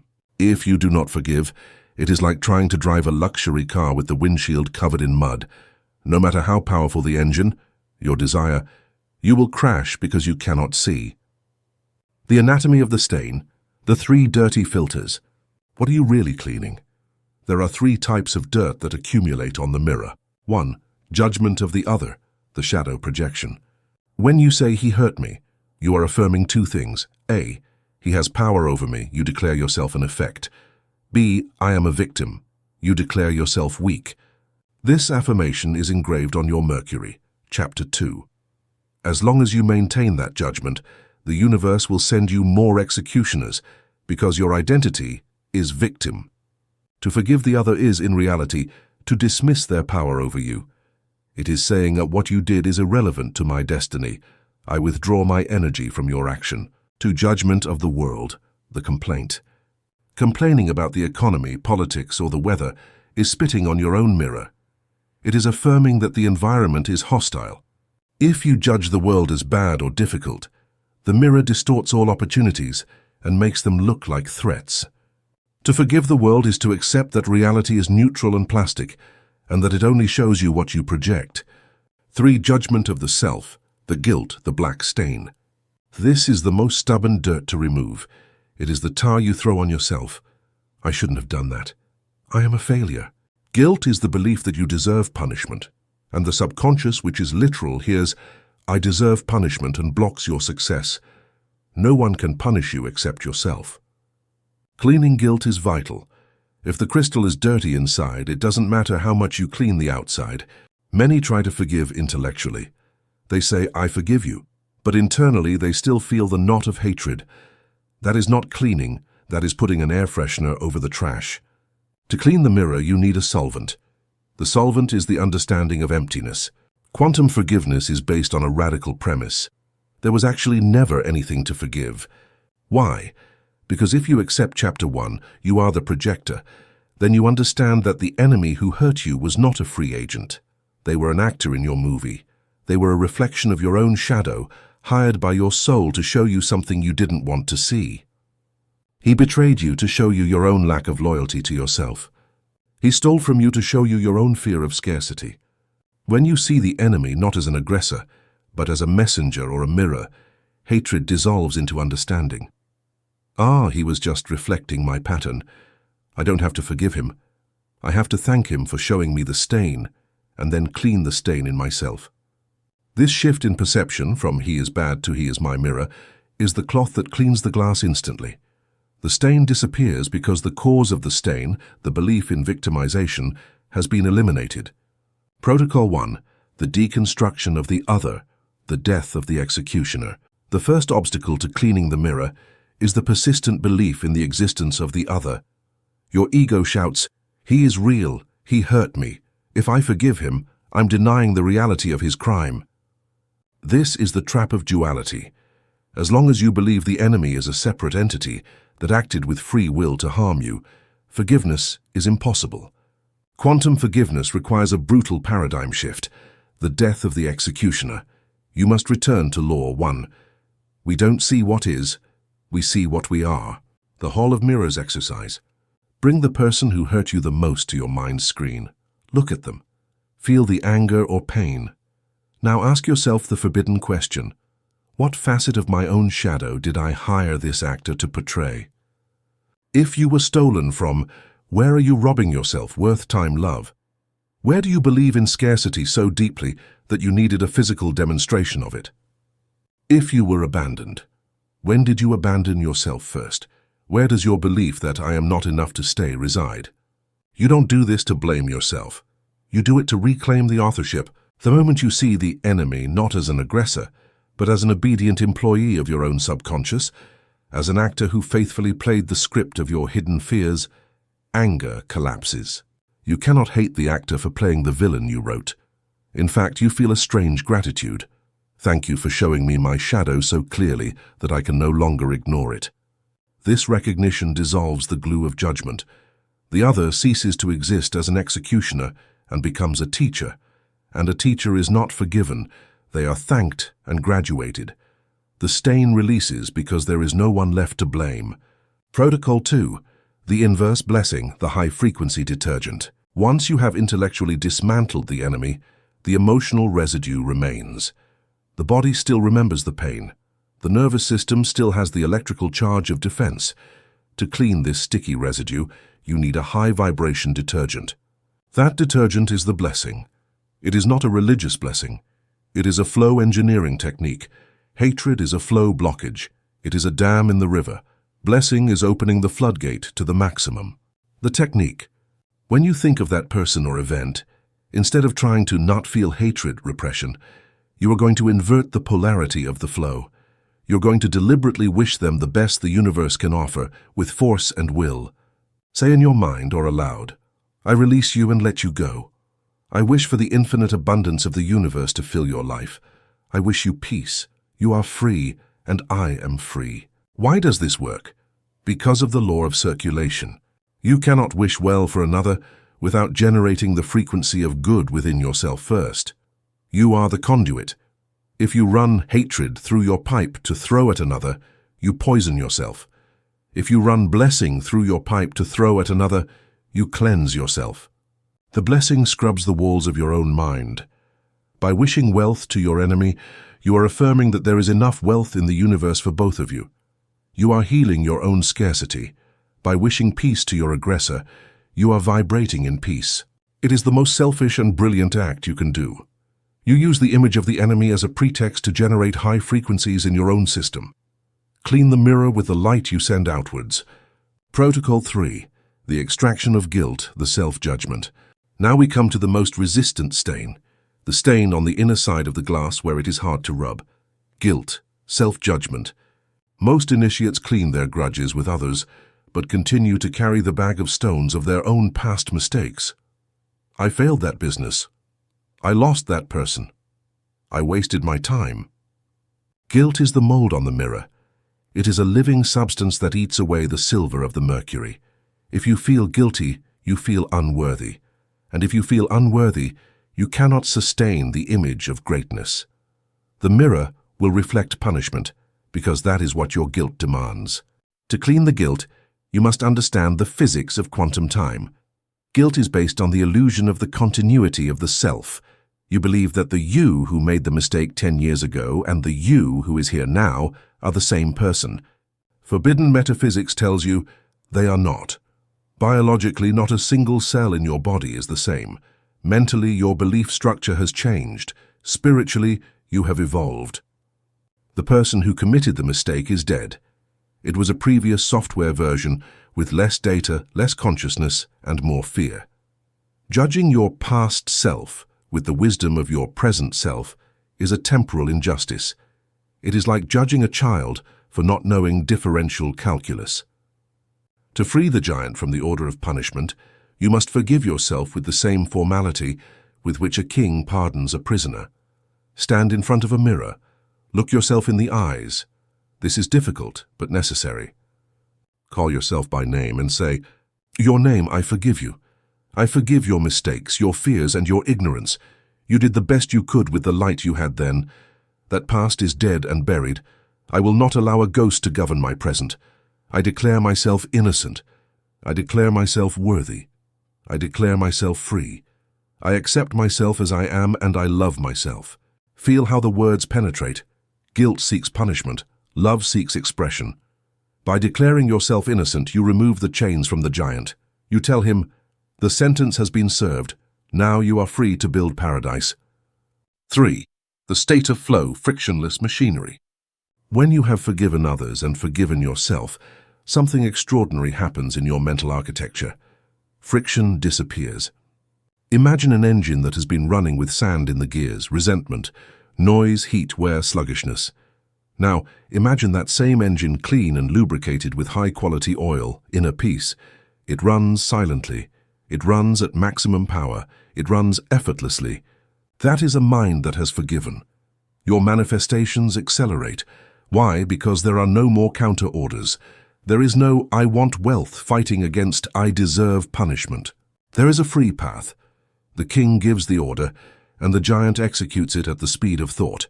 The daily practice, the mental shower. Do not wait for a major trauma to forgive. Make forgiveness your daily hygiene, just as you shower to remove sweat. Every night before entering the night shift, Chapter 4, do a quick sweep. Has anyone bothered me today? Have I criticized myself today? Apply the acid. I forgive them, I forgive myself, I go to sleep in peace. Enter sleep clean. A clean mind is a perfect conductor for divine power. Chapter 7, the dark room, the lucid chamber ritual. Most people try to manifest with their eyes open. They try to visualize their desire while driving, working, or looking at their phone. They are operating under the harsh light of beta consciousness. In this state, your physical senses are bombarding your brain with millions of bits of data per second. Light, sound, temperature, gravity. Your brain is busy processing the current reality.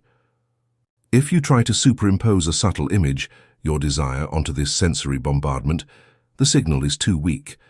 It is like trying to see a candle flame in front of the midday sun. The sunlight, the physical world, drowns out the candle, the imaginal world. The universe does not register your desire because the exposure is incorrect. There is too much visual noise. For the image to be engraved on the mercury, you must turn off the sun. You must withdraw your attention from the external world completely. You must enter sensory silence. The darkroom is not a sinister metaphor. It is a technical necessity. It is the state of pratyahara, withdrawal of the senses. It is the moment when you close the shutter of your physical eyes so that the shutter of your mental eye can open. What do you find inside the darkroom? You do not find unconscious sleep, that is losing the image. You find the lucid chamber. Technically, this is the theta state. It is the twilight frontier between being awake and being asleep. In this state, the body falls asleep, natural sleep paralysis, but the mind remains awake. It is the sweet spot of magic. Why is this the place of power?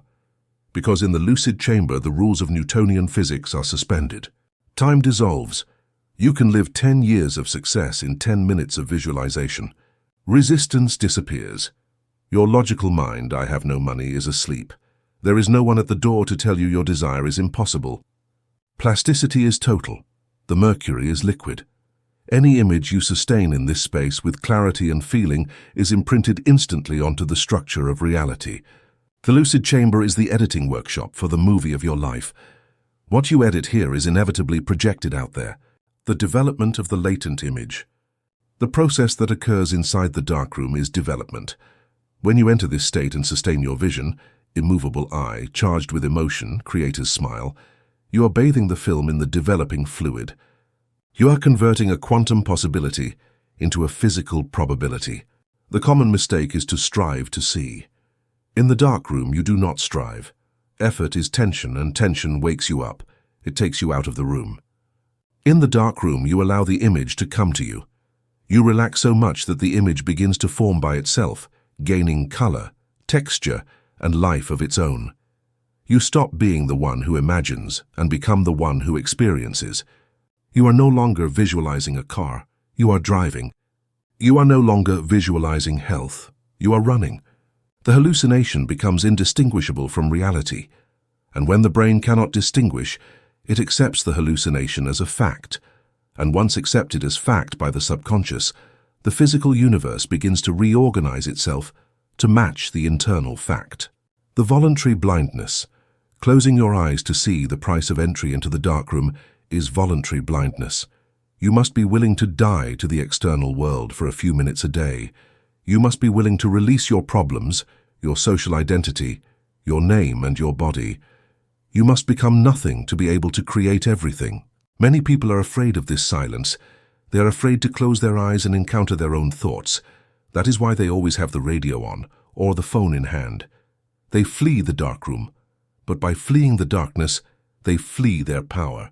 They condemn themselves to living on the surface, where the sunlight burns their dreams before they can be born. Phase 1. System shutdown, the deprivation protocol. The first step is mechanical. Your brain is designed to process sensory data. As long as it receives data, light, sound, touch, it will remain in the beta frequency range, alert, analysis. To descend to theta, creation, suggestion, you must cut the data supply. You must kill the outside world. The disconnection position. Lie down on a flat surface. Posture is critical. Do not cross your legs or arms. Crossing creates tension and short circuits in proprioception. Place your arms at your sides, palms up or down, whichever allows you to forget you have hands. The spine must be straight. If it is night, do it in bed before sleeping. If it is day, use a blindfold or ensure the room is dimly lit. Darkness is the canvas. Radical immobility. This is the main switch. You must commit to cadaverous immobility. When you stay still, your brain starts to bombard your body with signals of itching or discomfort. It is a system test. The brain asks, are you asleep or are you awake? If you scratch or move, you answer, I am awake, and the brain keeps the senses on. If you ignore the signal and remain immobile, the brain concludes the body is asleep, and it shuts down the sensory input. You must overcome the barrier of initial physical discomfort. On the other side of that barrier is natural anesthesia, the ladder of the senses. Now turn off the senses one by one through mental command. Vision. Close your eyes. Visualize a heavy velvet curtain falling in front of you, nothing to see. Audition. Listen to external sounds, traffic, wind, and give them the order to move away. Imagine you have a volume dial and turn it to the left until the sounds become a distant, irrelevant hum. Touch, proprioception. This is the hardest. Feel the weight of your body. And then imagine your body becoming liquid or gaseous. It loses the definition of its edges. Where does your skin end and the air begin? Erase that line. Phase 2, frequency descent, theta induction. With the body neutralized, you must now slow the mind. You must lower the revolutions of your central processor. You cannot force silence.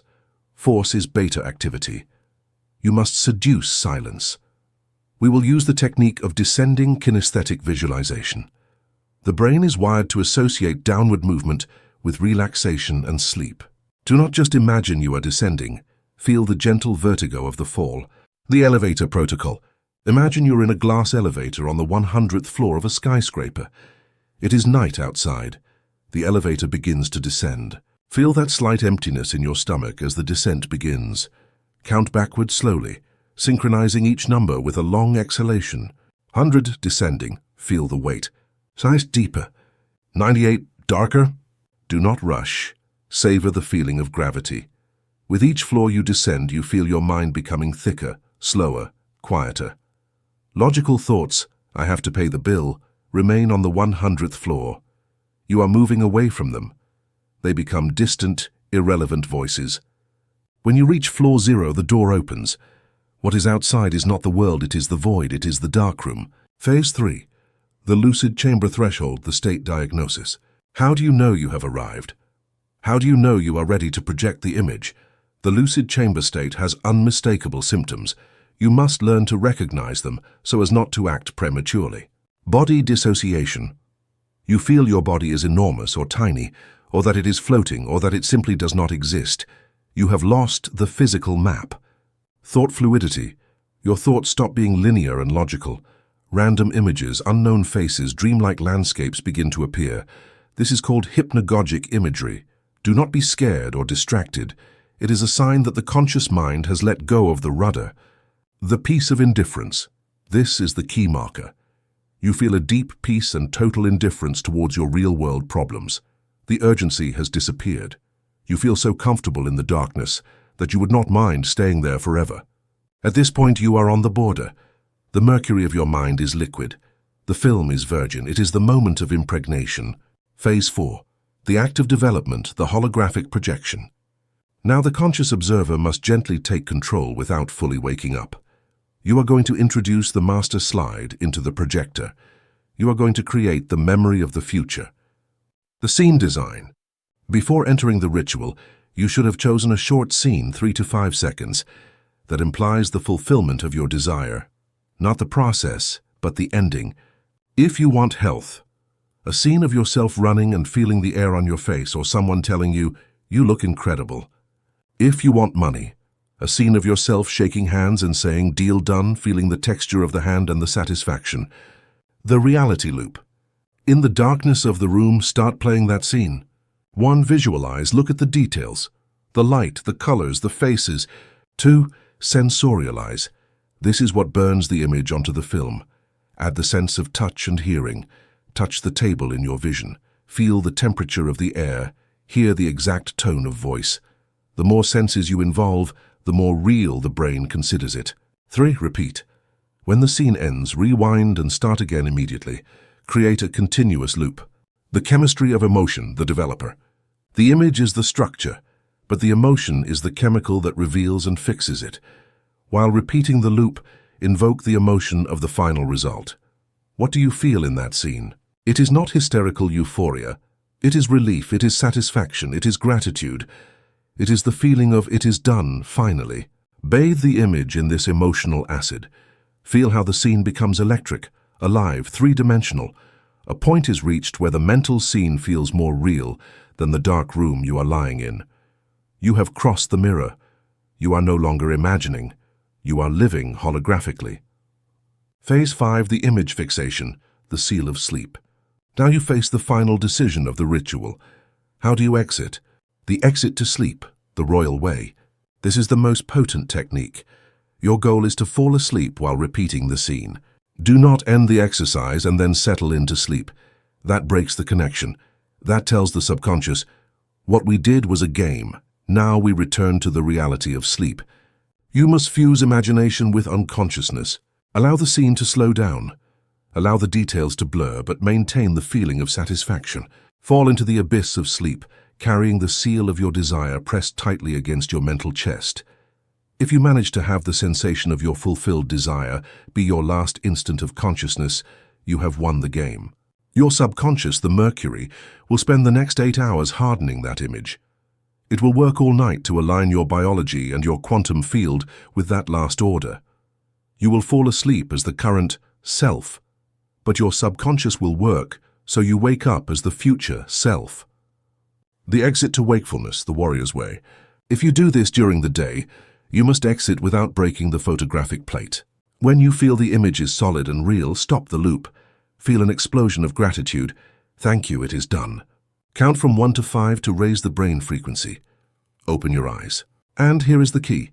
Do not look at reality searching for changes. Get up and do something physical immediately. Wash the dishes, walk, work. This cuts the cord. It prevents your logical mind from starting to analyze what you just did.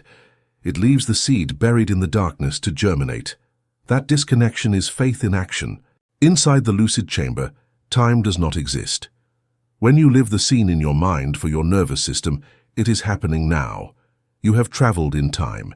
You have brought an experience from the future and consumed it in the present. This has a curious and powerful side effect. It kills anxiety. Anxiety is the hunger for what you do not have. But if you have just eaten the banquet in your mind, if you have just felt the embrace and the money with total realism, you exit the darkroom feeling satisfied. You are no longer hungry. You are no longer desperate. You know it is real because you have already lived it. This satiety is the strongest magnetic signal you can emit. The universe feels your satiety. It senses that you no longer vibrate in lack. And by the law of resonance, the universe rushes to bring the physical evidence that matches your state of internal satisfaction. The paradox is absolute. You obtain what you want in the physical world only when you no longer desperately need it, because you already possess it in the mental world. The final technical warning. In photography, if you expose the film too many times to different lights, the image burns. It comes out white, veiled. Do not change your scene every night. Do not change your desire every couple of days. If you plant wealth today, health tomorrow, and love the day after, you are overexposing the mercury. You create noise, not image. Choose one major goal. Design a perfect scene that encapsulates it. And repeat that same scene night after night, immersion after immersion, until it manifests or until you feel such absolute certainty that you no longer need to do it. The repetition of the same image deepens the groove in the metal. It makes reality inevitable. Be monogamous with your vision until it is born. Chapter 8. The Echo Delay, Managing Time. To master time, you must stop seeing it as an enemy and start seeing it as a property of density. In the mental plane, the darkroom, the vibration is extremely high. Thoughts move at the speed of light. You change the image, and mental reality changes instantly. But the physical plane is the plane of the lowest and slowest vibration. It is frozen energy. It is thick light. Moving matter requires more energy and more time than moving thought. The universe is not ignoring you. The universe is processing. There is an inevitable lag delay between the projection and the reflection. When you move your hand in front of a normal mirror, the reflection is instantaneous because light travels fast. But the quantum mirror of reality is a heavy matter mirror. Its particles have inertia. They take time to reorganize. The echo delay is the time it takes the universe's machinery to move the physical pieces, people, money, cells, to match your new inner slide. This delay is not a flaw. It is a safety zone. If every thought you had manifested instantly, your life would be a chaos of momentary monsters and disasters. The delay gives you time to correct, to sustain, and to choose.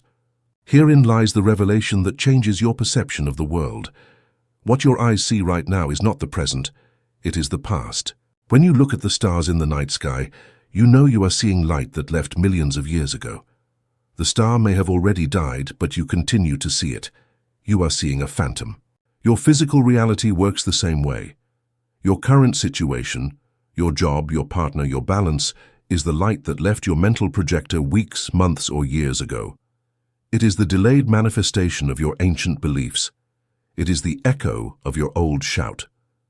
If you get depressed by what you see today, you are reacting to a phantom. You are crying over a dead star. The mage understands that the physical now is irrelevant. It is only the residue, the ashes of a fire that already went out. The real now is what is happening in your imagination and in your feeling at this very moment. That is the living star that will manifest tomorrow. The fatal error of humanity is to live reacting to the echo. You shouted scarcity in the past. The echo returns today and says scarcity. You hear the echo, you get scared, and you shout scarcity again. And thus you perpetuate the cycle eternally. To break the cycle, you must learn to ignore the echo while emitting a new voice. The fan inertia, residual movement. Imagine an electric fan spinning at maximum speed. If you unplug it, stop feeding the old belief. The blades do not stop instantly. They continue spinning due to inertia. They continue moving air. They continue making noise. But the motor is off. They no longer have real power. They only have residual momentum. Your old reality, illness, poverty, is an unplugged fan. You have cut the energy by changing your image in the darkroom. You have unplugged the fear. But for a few days or weeks, the blades of the old reality will keep spinning. You will continue to receive bills. You will continue to feel symptoms. If you panic and say it hasn't stopped, you plug it back in. The mage looks at the spinning blades and says, "It doesn't matter. I know the motor is off. It is a matter of mathematical time until it stops completely." This calm in the face of inertia is the proof of your mastery. You must be able to walk through the chaos of your old life, knowing that it is only dust settling. The Bible and Hermetic texts coincide on a technical instruction. We walk by faith, not by sight. This is not religion. It is quantum optics. It means we guide ourselves by the inner image, the new slide, not by the external image, the delayed reflection. During the echo delay, your senses will lie to you. They will tell you that you are failing. They will tell you that you are crazy for believing you are rich when you have no money. Your job is to sustain the vision against the evidence of the senses. It is a battle of loyalties. To whom are you loyal? To the dead screen of the past or to the living projector of the present? If you manage to maintain your loyalty to the invisible image long enough, the screen must yield. Matter is hard, but the mind is constant, and constant water drills through stone. The persistence of your inner vision erodes the resistance of external reality.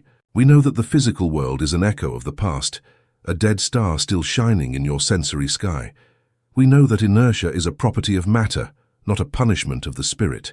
But the intellectual knowledge of the lag does not eliminate the emotional pain of waiting. You find yourself in the corridor of mirrors. You have left the old image behind in your mind, but the new image has not yet appeared on the glass. You are in the darkness. This is the most dangerous moment of the mage's journey. It is the moment when the ego, deprived of external validation, begins to shout. Where is it? Why is it taking so long? Have I deceived myself? Anxiety is the killer of the wave. When you get distressed about the time, you are committing an optical error. You are focusing your lens on the absence. And what the mirror receives is the image of absence. Therefore, the mirror reflects more waiting time. To collapse time, you must stop measuring it. We enter the protocols of serene persistence. These are the tactical tools to survive the void and force the crystallization of reality. Protocol 1. The clock fast, the death of chronology. The first step to accelerating the process is paradoxical. You must stop looking at the clock. Chronological time, chronos, is the measure of decay. Soul time, kairos, is the measure of intensity. When you say, "I have been visualizing for 2 weeks and nothing has happened," you are living in chronos. You are measuring the distance between you and your desire, and by measuring the distance, you confirm it. You make it real. You are solidifying the separation. The mage practices the clock fast. They decide with iron will that the when is irrelevant. They adopt the mentality of the eternal now. If your desire manifests tomorrow, good. If it manifests in a year, good. Why? Because in your mind in the darkroom, you already have it. Who counts the minutes to receive a package they already hold in their hands? No one. Only one who does not have it counts the time. The technique of temporal surrender. Every time you feel urgency, I need it now, stop, breathe, and say internally, time is an illusion. My desire already exists in the quantum field. I renounce controlling the when. I trust the what. The universe has its own clock, and it is perfect. By releasing the urgency, you eliminate the resistance. Urgency is friction. Friction generates heat and turbulence, which prevents the image from settling in the mirror. Cold, detached patience is the smooth surface on which reality glides effortlessly. Protocol 2. Future retrospective inverse recall. How do you live in the already, when the world shouts not yet? By using the most advanced technique of mental optics, the future retrospective. Most people wait for the future. They are here, looking over there. The mage moves mentally over there and looks back here. Instead of visualizing your desire as something that is going to happen, Visualize it as something that already happened a long time ago. Convert your expectation into a memory. The remember when exercise. If you want to get out of debt, don't imagine paying it. That's present. Imagine yourself 3 years from now. You are sitting on your terrace, calm, rich, secure. And from that future position, you look back at this current moment of your life and you think, remember when I was so worried about money? Those were the days. It seemed so hard then, and look how well everything turned out. How naive I was to worry. By looking at your current problem as an old memory of a past overcome, you strip it of all its reality charge. You turn it into a phantom, and at the same time you anchor your vibration in the resolved future. For your subconscious, if you can remember the solution, it is because the solution is already a historical fact. This technique collapses linear time. It tricks the Mercury into reflecting the future now, because to your mind, the future is already past. Protocol 3. The occupation of the interval, cleaning the house. If you have done your work in the darkroom and are waiting for the development, what do you do with your body in the meantime? You do not sit and wait. That is passivity, and passivity is doubt. You must practice active occupation. You must prepare the physical space for the guest's arrival. If you are manifesting the love of your life, is your house ready to receive them? Is there space in your closet? Is your bed tidy? If you are manifesting wealth, is your wallet tidy? Are your bills organized? If you are manifesting health, are your workout clothes ready and clean? The law of the physical void. The universe abhors a vacuum. If you create an ordered, expectant physical space, energy rushes in to fill it. Clean your house. Throw away the old. Fix what is broken. Do it not as a chore, but as a preparation ritual. As you clean, say, I am setting the stage, I am clearing the landing strip. This activity has 2 functions. It keeps your conscious mind, the logical guard, occupied and distracted, so it does not sabotage the process with doubts. It sends a powerful signal of certain expectation to the subconscious. It is being prepared, so it must be true that it is coming. Act as if the moving truck with your new life were turning the corner. Protocol 4. Managing symptoms, the false worsening. Here is a crucial warning for the time navigator. Often just before the mirror changes the image, the old image gets uglier. Just before healing, symptoms sharpen. Just before receiving money, an unexpected expense arises. Just before finding love, you have the worst fight of the year with your partner. This is called the extinction burst or the healing crisis. It is the moment when the old energy structure collapses to make way for the new. The debris falls, the dust rises. The novice sees the dust and shouts, "It's getting worse, I've failed."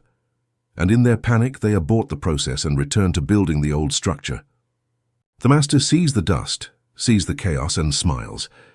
They know that chaos is the symptom of change. They know that the darkness is deepest just before dawn. If your life seems to be falling apart after you started the mirror work, do not stop. It is the signal that the Mercury is moving. The tectonic plates of your reality are readjusting. Maintain the immovable eye. Sustain the vision. Walk through the fire without getting burned. Tell yourself, this is not the end. This is the cleansing. The mirror is breaking to reform. Protocol 5. The drainage of importance, the magical indifference. For something to manifest quickly, you must take its weight away. Importance is an excess of potential. It is tension. If you say, I need this or I will die, you are creating a field of tension so high around your desire that you repel it. You are distorting the mirror with the pressure of your anxiety. The mage practices reduction of importance. You must reach a point of magical indifference. This does not mean you don't want your desire. It means your happiness does not depend on it. You must find peace before the object arrives. The detachment mantra. I desire this, I choose it. But if it does not arrive today, I am still complete. I am still the light. My existence is perfect with or without this toy. The moment you truly feel that you don't care if it arrives or not, because you already feel good inside, the resistance drops to 0. And since there is no resistance, the manifestation occurs instantly. This is the great cosmic irony. The universe gives you what you want the moment you stop desperately needing it. Play with reality. Do not fight it. Remove the gravity from the matter. Make it light. The ground signal. Synchronicities, the birds of the continent. As you cross the ocean of time, you will begin to see signs. Do not desperately look for signs, that is doubt, but observe them when they appear. They are synchronicities. You think of someone and they call you. You see repeated numbers, 1111, 333. You hear a song that answers your question. You see the object of your desire, the car, the house, constantly appearing in your environment. These are not the final manifestation. They are the land birds. When Christopher Columbus saw birds and branches floating, he knew the continent was near, even though he could not see it. Synchronicities are the debris of the future, colliding with your present. They are the confirmation that the echo is changing. When you see a signal, do not obsess over it. Simply nod your head, wink at the universe, and say, "Understood. We are close. I keep walking." Use the signs as fuel for your faith, not as crutches for your doubt. The ultimate goal of this chapter is not just to teach you to wait. It is to teach you to transcend time. The mage lives in the eternal now. They know that the past is a memory and the future is an imagination. The only place where they can act, feel, and be is here. If you bring the sensation of your fulfilled desire into the here, you are no longer waiting. You are already living. Time disappears. And when time disappears, the delay collapses. You become a point of instant attraction. Chapter 9. Fusion with the image, the embodied I am. Popular culture has sold you the idea of the law of attraction. You imagine yourself as a magnet, and your desire as a metal object flying toward you from afar. This metaphor is dangerous because it implies separation and distance. It implies that what you want is out there, and you are in here. As long as you maintain that mental geometry, the mirror will reflect the distance. You will see your desire approaching but never arriving. Forbidden metaphysics corrects the error. It is not attraction, it is emanation. You are not a magnet, you are a lamp. You do not attract the light. You emit the light. If your lamp emits red light, the world looks red. You didn't attract red, you are the red. If you want wealth, you cannot attract it as if it was something foreign to you. You must emit the frequency of wealth. You must become the source of wealth. The I am does not ask. The I am generates. Fusion is the act of stopping the search for the frequency outside and starting to generate it from the core of your identity. How do you be something you are not physically yet? How do you be rich when your pocket is empty? How do you be healthy when there is pain? It is done through the avatar technique. Imagine that your current self, with its limitations and fears, is just an old worn suit. Your desired self, the version of you that already has the desire, is a new suit, made of light and power, hanging in the closet of eternity. Fusion is the act of taking off the old suit and putting on the new one. It is not pretending. Pretending is putting the new suit on top of the old one. That looks bulky and fake. Fusion requires you to strip naked first. As we saw in Chapter 3, the mask. You must stop identifying with the victim. And then, you must slide your consciousness into the skin of the new you. How does the you who already has success breathe? How does he walk? What is his tone of voice? How does he look at others? With fear or with benevolence? The moment you adjust your physical posture, your respiratory rhythm, and your mental focus to match the avatar, the universe stops seeing you as the person who searches. It sees you as the person who has. And since the mirror has no option, it begins to reflect the circumstances that correspond to that avatar. The reality's computer code responds to a master command, I am. Everything that follows those two words is an overwrite order for the Mercury. If you say and feel, I am someone who is struggling to get ahead, the mirror says, granted eternal struggle. If you say and feel, I am the resurrection and the life, the mirror says, granted regeneration. The problem is that you use the I am descriptively, narrating your past. I am shy, I am poor. The mage uses the I am creatively, defining their future in the present tense. Fusion requires you to change your cosmic last name. Stop taking the last name of your problems, John the Sick. Start taking the last name of your destiny, John the Vital. It is not a lie.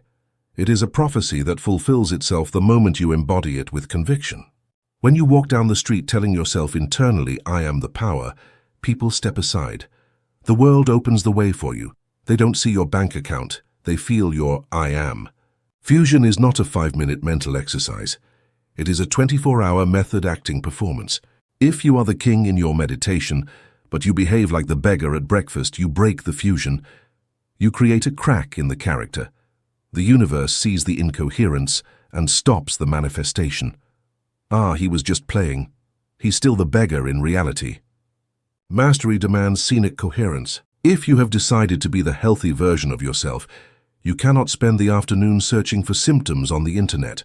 That is breaking character.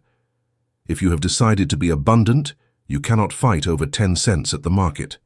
That shatters the sacred illusion. You must maintain the character until the character consumes the person. You must act the role until the role becomes your flesh and blood. A point is reached where you no longer act. The mask turns into the face. The avatar becomes you, and at that moment physical reality surrenders and materializes. You know that the universe does not respond to your need, but to your frequency. And you know that to change that frequency, you must stop being the person who searches and become the person who is. But how do you achieve this change of identity permanently? How do you prevent yourself from falling back into the old habits of posture, speech, and reaction of your victim self after a perfect visualization? The problem is that your body has memory. Your muscles remember depression. Your throat remembers complaint. Your nervous system remembers anxiety. Your mind may be in the future, but your body lives in the past. And since the body is denser, it usually wins the gravitational battle. To fuse with the image, you must hack your own biology. You must force your flesh to vibrate at the frequency of your vision. This is the skin change protocol. It is the art of using physiology to anchor psychology. Phase 1. The geometry of power, the postural hack. The first step to embodying the I am is geometric. The universe reads your posture. When you are hunched, with slumped shoulders, head down and shallow breathing, you are forming a geometric antenna that captures and emits the defeat signal. In that posture, it is biologically impossible to feel power. The mirror reflects your physical collapse as a circumstantial collapse. The mage begins with verticality, the axis of the world. Imagine a thread of golden light pulling your crown toward the sky. Straighten the spine. This opens the energy channels and signals to your reptilian brain, the survival guard, that you have shifted from being prey to a predator, in the sense of control, not violence. The chest opening. Pull your shoulders back and down. Expose the heart. The victim's posture protects the heart. The king's posture exposes the heart because he knows he is invulnerable. By opening the chest, you increase lung capacity, oxygenate the blood, and change your chemistry from cortisol, fear, to testosterone and dopamine, power and action. The practice of the destiny walk. Do not walk to get somewhere. Walk to define who you are.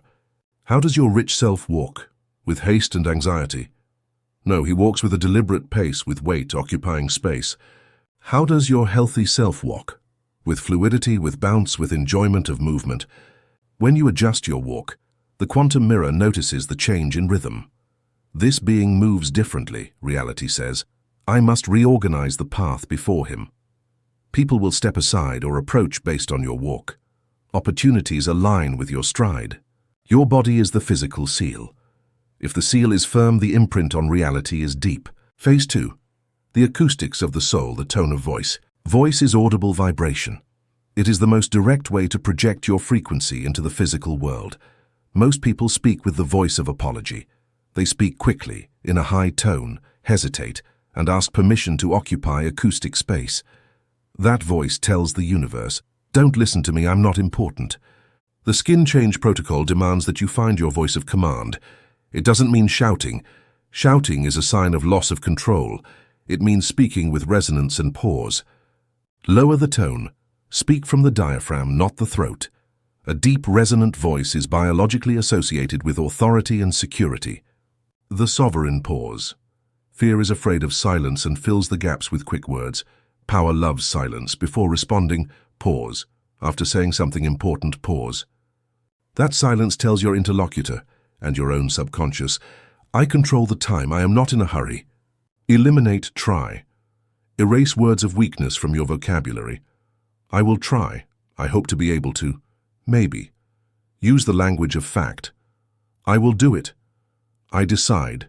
It is so. When you change your acoustics, you change the way the world perceives you, and more importantly, how you perceive yourself. By hearing your own voice resonating with authority, your brain is convinced that you are the authority. It is an identity feedback loop. Phase 3. The owner's gaze, the optics of possession. We have talked about the inner immovable eye. Now let's talk about the physical eyes. The eyes are the emitters of intention. The victim looks down or quickly averts their gaze, fear of being seen. The aggressive person stares to intimidate, fear of being attacked. The mage uses the gaze of benevolent possession. It is a gaze that seeks nothing, because it already has everything. When you enter a luxury store, do not look at the objects with the gaze of, I can't afford it, desire, envy.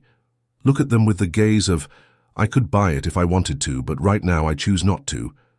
It is a subtle but tectonic difference. The gaze of lack says, that is far from me. The gaze of possession says, that is part of my world, I recognize it. Look people in the eyes with calm. Do not seek their approval, simply observe them. By sustaining eye contact with serenity, you are projecting your I am onto them. You are inviting them to interact with your most elevated version. The quantum mirror responds to one who looks at it head-on without blinking. Phase 4. The decision filter, the avatar's logic. Here we enter the mental software. You must install a new decision-making algorithm. Every time you have to choose what to eat, what to buy, what to say, whether to accept a job or not, you must pause and execute the avatar filter. Ask yourself, what would my ideal self do in this situation? You are in a restaurant. Your poor self would look at the cheapest price. Your rich self would choose what they genuinely want to eat, even if it's inexpensive. The reason is desire, not price. If you cannot afford the most expensive, order a coffee, but ask for it with the dignity of a king, not the shame of a poor person. The vibration of the choice matters more than the object chosen. You are in an argument. Your insecure self would defend or attack. Your sovereign self might smile and walk away because he does not need to defend a fortress that is impregnable.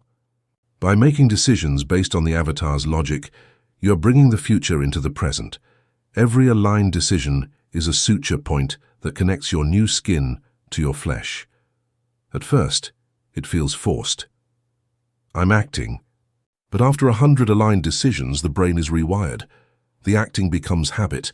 Habit becomes character. Character becomes destiny. Phase 5. The environment as a stage, the decoration of reality.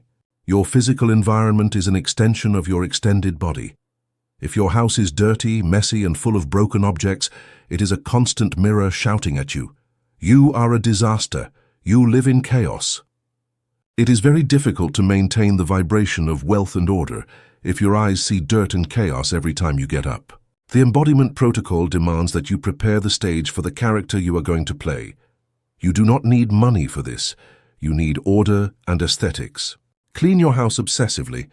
Clean void is better than dirty luxury. Throw away what is broken. Having broken objects tells the subconscious, I don't deserve things that work. Organize your wallet. Money should live in a clean temple, not crumpled in a dirty pocket. When you treat your current environment with the respect you would treat a palace, you are elevating the frequency of the matter around you. You are saying, my physical reality must match my internal reality. The universe hates discrepancy. If your vibration is excellence and your environment is mediocre, the universe will rush to improve your environment to match your vibration. Phase 6. Immunity to contrast, handling dissonance. While you perform this skin change, something inevitable will happen. The world will treat you like your old self. Your friends will make the same jokes that minimize you. Your family will expect you to behave as always. The bank will send you the same letter. This is called contrast. It is the friction between your new identity and your old reputation. Here is where the initiate often fails. They feel ridiculous. I'm acting like a king, but they treat me like a jester. I quit. The master understands that the world has inertia. The mirror takes time to update. When the world treats you like the old you, do not react. Do not be offended. Do not try to correct them verbally. Simply, do not accept the projection. If someone treats you disrespectfully, because that was the old agreement, you respond with a dignified silence or a calm withdrawal.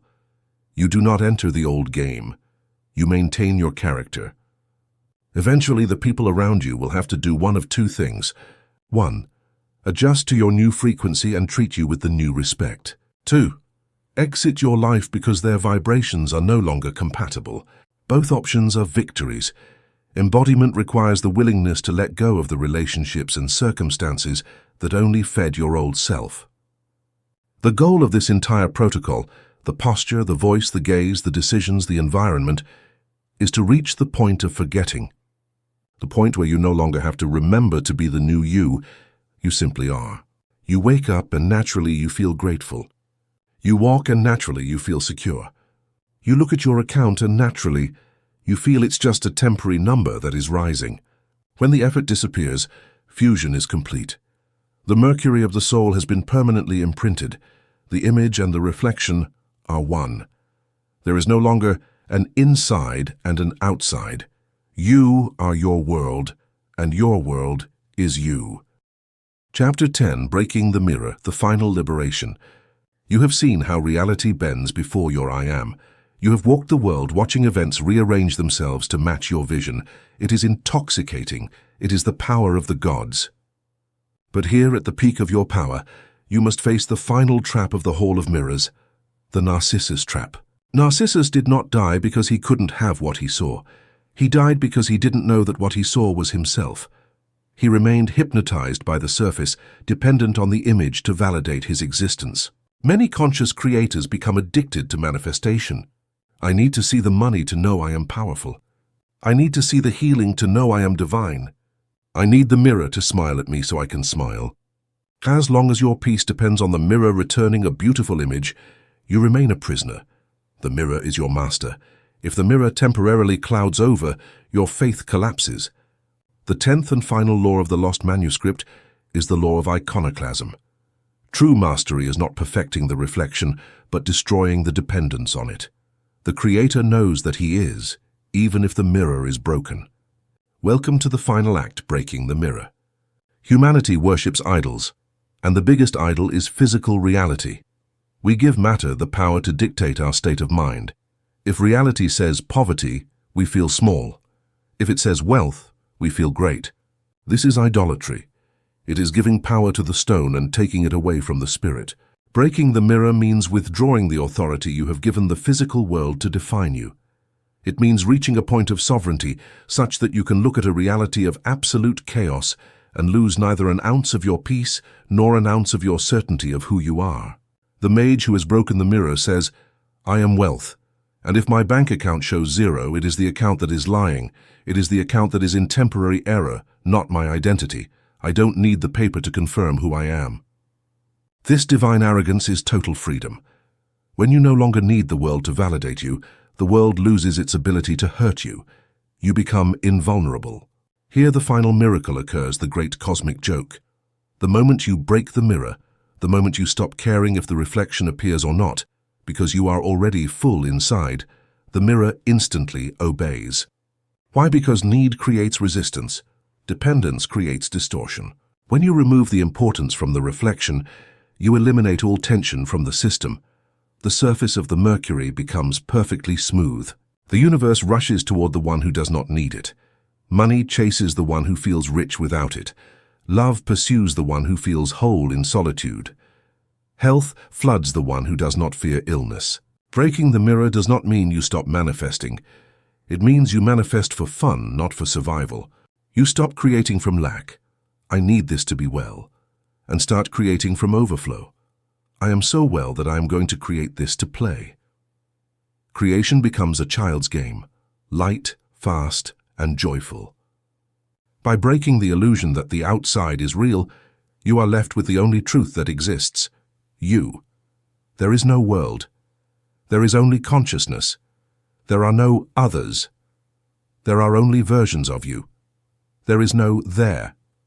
There is only here. When you withdraw your projection from the mirror, the light returns to the source. You reclaim all your energy. You are no longer scattered trying to fix the world. You are centered in the magnificence of your own being. And from that center of massive gravity, the world revolves around you. You are no longer the reflection. You are the light. and the light does not need to see itself to know that it shines. Protocol 1. The Iconoclast's Hammer. The Destruction of Idols. We all have a secret altar in our mind. On that altar, we have placed physical objects or concepts that we worship. What is an idol in forbidden metaphysics? It is anything external to which you have given the power to make you happy or miserable. Money is an idol for most. They pray to it, fear it, sacrifice their vital time to it. A partner is an idol. Without you, I am nothing. Status is an idol. As long as those idols are on the pedestal, you are on your knees. And a king on his knees cannot command reality. The first act of liberation is to enter your mental temple with a hammer. The demolition ritual. 1. Identify the idol. Close your eyes, ask yourself, what am I most afraid of losing? That is your current God. If it is your money, visualize the money on a throne. If it is your health, visualize your body on a throne. 2. Withdraw the energy. Observe how threads of light leave your solar plexus and feed that idol. You are giving it your life. 3. The strike. Now take the hammer of your will and in your mind smash the image of the idol. See it break into 1,000 pieces. See it fall from the pedestal. You do this not because you hate money or health. You do it to break your psychological dependency. The recovery. As the idol falls, all the energy you were sending it returns to you. Feel yourself being filled with power again. Declare, nothing external has authority over me. I am the source. Money serves me. I do not serve money. Health is my natural state, not a prize I must win. By lowering the idol from the pedestal, you turn it back into what it is, wax. And wax, once it stops being worshipped, becomes malleable again. Money flows to the one who does not worship it with fear. Love seeks the one who does not grovel. Breaking the idol is the only way to truly possess it. Protocol 2. The death of the seeker, the end of the search. The second shackle you must break is your own identity as a seeker. You have spent years reading books, taking courses, looking for the perfect technique, the definitive cure. This constant search is a trap of the mirror. The search implies that the answer is outside, somewhere in the reflection you haven't found yet. It implies that you are incomplete. The mage breaks the mirror by declaring the death of the seeker. You must stop digging holes, you must accept the radical truth. I lack nothing. There is nothing to seek, I am already there. The I already arrived technique. From today on, stop acting like someone who is on the way. Act like someone who has arrived at the finish line. Do not meditate to reach peace. Meditate to enjoy the peace that you are. Do not visualize to get things. Visualize to play with your own creativity. When you kill the seeker, the finder is born. You stop emitting the frequency of lack of answers and start emitting the frequency of integrated wisdom. And the quantum mirror, which always reflects your state, stops showing you more paths, more courses and more masters, and starts showing you results, solutions and mastery. The search ends where consciousness begins. Protocol 3. The Buddha's laugh, humor as a solvent. Seriousness is a disease of the mirror. When you take your problems too seriously, you are densifying them. You are giving them weight. You are confirming their solid reality. Fear is serious. Ego is serious. Suffering is solemn. The most potent weapon for breaking the mirror of illusion is the cosmic laugh. Not nervous laughter, but the deep laugh of one who realizes that all of this is a game of light and shadows. When you laugh at a problem, you separate from it. You instantly rise in frequency. You become untouchable. The divine perspective exercise. When the mirror shows you a horrible image, a crisis, try to see it as an immortal being playing a video game would. Wow. What a difficult level I designed for myself. What realistic graphics this disaster has. How interesting to see how I will get out of this to reach the final victory. Play with the idea that your life is a play and you are the main actor. If there is drama, applaud the screenwriter, yourself, for creating so much tension. Bravo, what a good drama I created. Now let's change the scene. By injecting humor and lightness, you soften the mercury. The rigidity of the problem breaks. Energy starts flowing again. Miracles happen more easily around people who laugh because their resistance is low. Take everything less seriously, and you will have everything faster. Protocol 4. The invisible altar, the inner refuge. If you break the mirror of the world, Where do you take refuge? If you no longer seek security in money or people, where do you lean? You need a point of support outside the system. You need an altar in the invisible. You must build a sanctuary within your own consciousness that you can go to when the external world goes mad. A place of absolute silence where the reflection does not exist, where only the light exists. The practice of returning to the center. Several times a day, withdraw your attention from the mirror, the world, and bring it back toward the projector. Close your eyes. Feel your own existence. I am. Without attributes, without history, without problems. Just the pure sensation of existing. That point of consciousness is indestructible. Fire does not burn it, water does not wet it, poverty does not touch it. It is your rock. When you anchor your security in that invisible rock, you become dangerous to the matrix. Nothing can threaten you. You take away my money. I am the source. I will create more. You take away my health. I am life. I will regenerate. You take away my fame. I am worth. I do not care. This invulnerability is the final freedom. It is the state of the mage who walks through fire without getting burned. Protocol 5.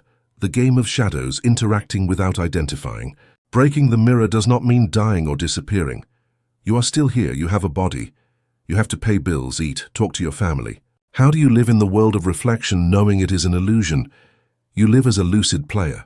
You participate in the game, but you don't swallow the rules. You pay the bill, but you don't suffer over it, because you know it is paper and numbers, not your worth. You argue with your partner, but you don't get lost in the hatred because you know it is a mirror of your own shadow. You enjoy food, sex, and luxury, but you don't attach because you know they are special effects of the movie.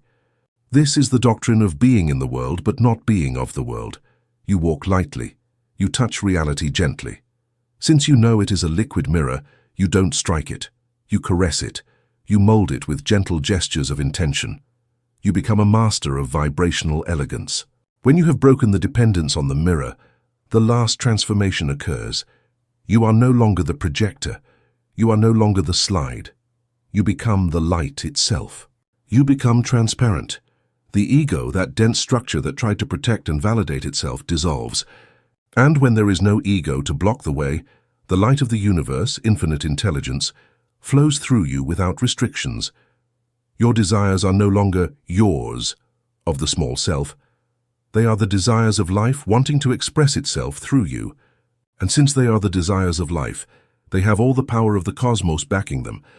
Manifestation becomes instantaneous. You think of something and it happens, not because you are a good manifester, but because no one is in the way obstructing anymore. There is no longer fear. There is no longer doubt. There is no longer I want. There is only flow. The signal of mastery. You will know you have reached this state when you lose the fear of the future. Totally. When you look ahead and see not threats, but only a blank canvas awaiting your art. When you know with every cell of your body that no matter what happens, you have the power to transmute it, to mold it, to turn it into gold. That absence of fear is the mark of the one who has broken the mirror. You began this journey as a prisoner in the Hall of Mirrors, believing the monsters you saw were real, that scarcity was solid, and that you were a small victim in a giant world. You lived hypnotized by the reflection, desperately trying to comb the glass. But now you possess the vision of the mages. In Part 1, you dismantled the physical illusion. You understood that the world is not matter, but a quantum mirror that obeys the law of inverse projection. You discovered that your memory is mercury that must be cleansed, and that your identity was only a mask glued to your skin by fear. In Part 2, you took control of the lens. You learned to stabilize reality with the immovable eye, to anticipate the future with the Creator's smile, and to wipe away the dirt of judgment with the cloth of quantum forgiveness. You stopped being a thermometer to become a thermostat. And in Part 3, you entered the laboratory of creation. You descended into the darkroom to impregnate reality in silence, learned active patience against the echo delay, fused with your avatar of power, and finally had the courage to break the mirror, freeing yourself forever from the need for external validation. You are no longer the reflection. You are no longer the projection. You are the light. The final revelation of forbidden metaphysics is the return to your original face, that face you had before the world put a mask on you, that face that is pure consciousness, pure potentiality, pure existence. When you operate from that center, the universe ceases to be a place of struggle and becomes your canvas for play. Manifestation is no longer a job. It is the natural shadow that your joy casts. Your life ceases to be a search for answers and becomes an expression of power. Your question each morning is no longer, "What is going to happen to me today?" but "What image of beauty do I choose to project onto eternity today?" If this manual has cleaned your lens and returned your vision, we invite you to seal this pact. Subscribe to our channel Path of Knowledge to receive more light from hidden wisdom. Like this video as a signal that you have broken the mirror of fear. Share this forbidden knowledge with those who are ready to see the truth. Thank you for your time, for your courage to enter the darkroom, and for the brave decision to recognize that the creator of the reflection was always you.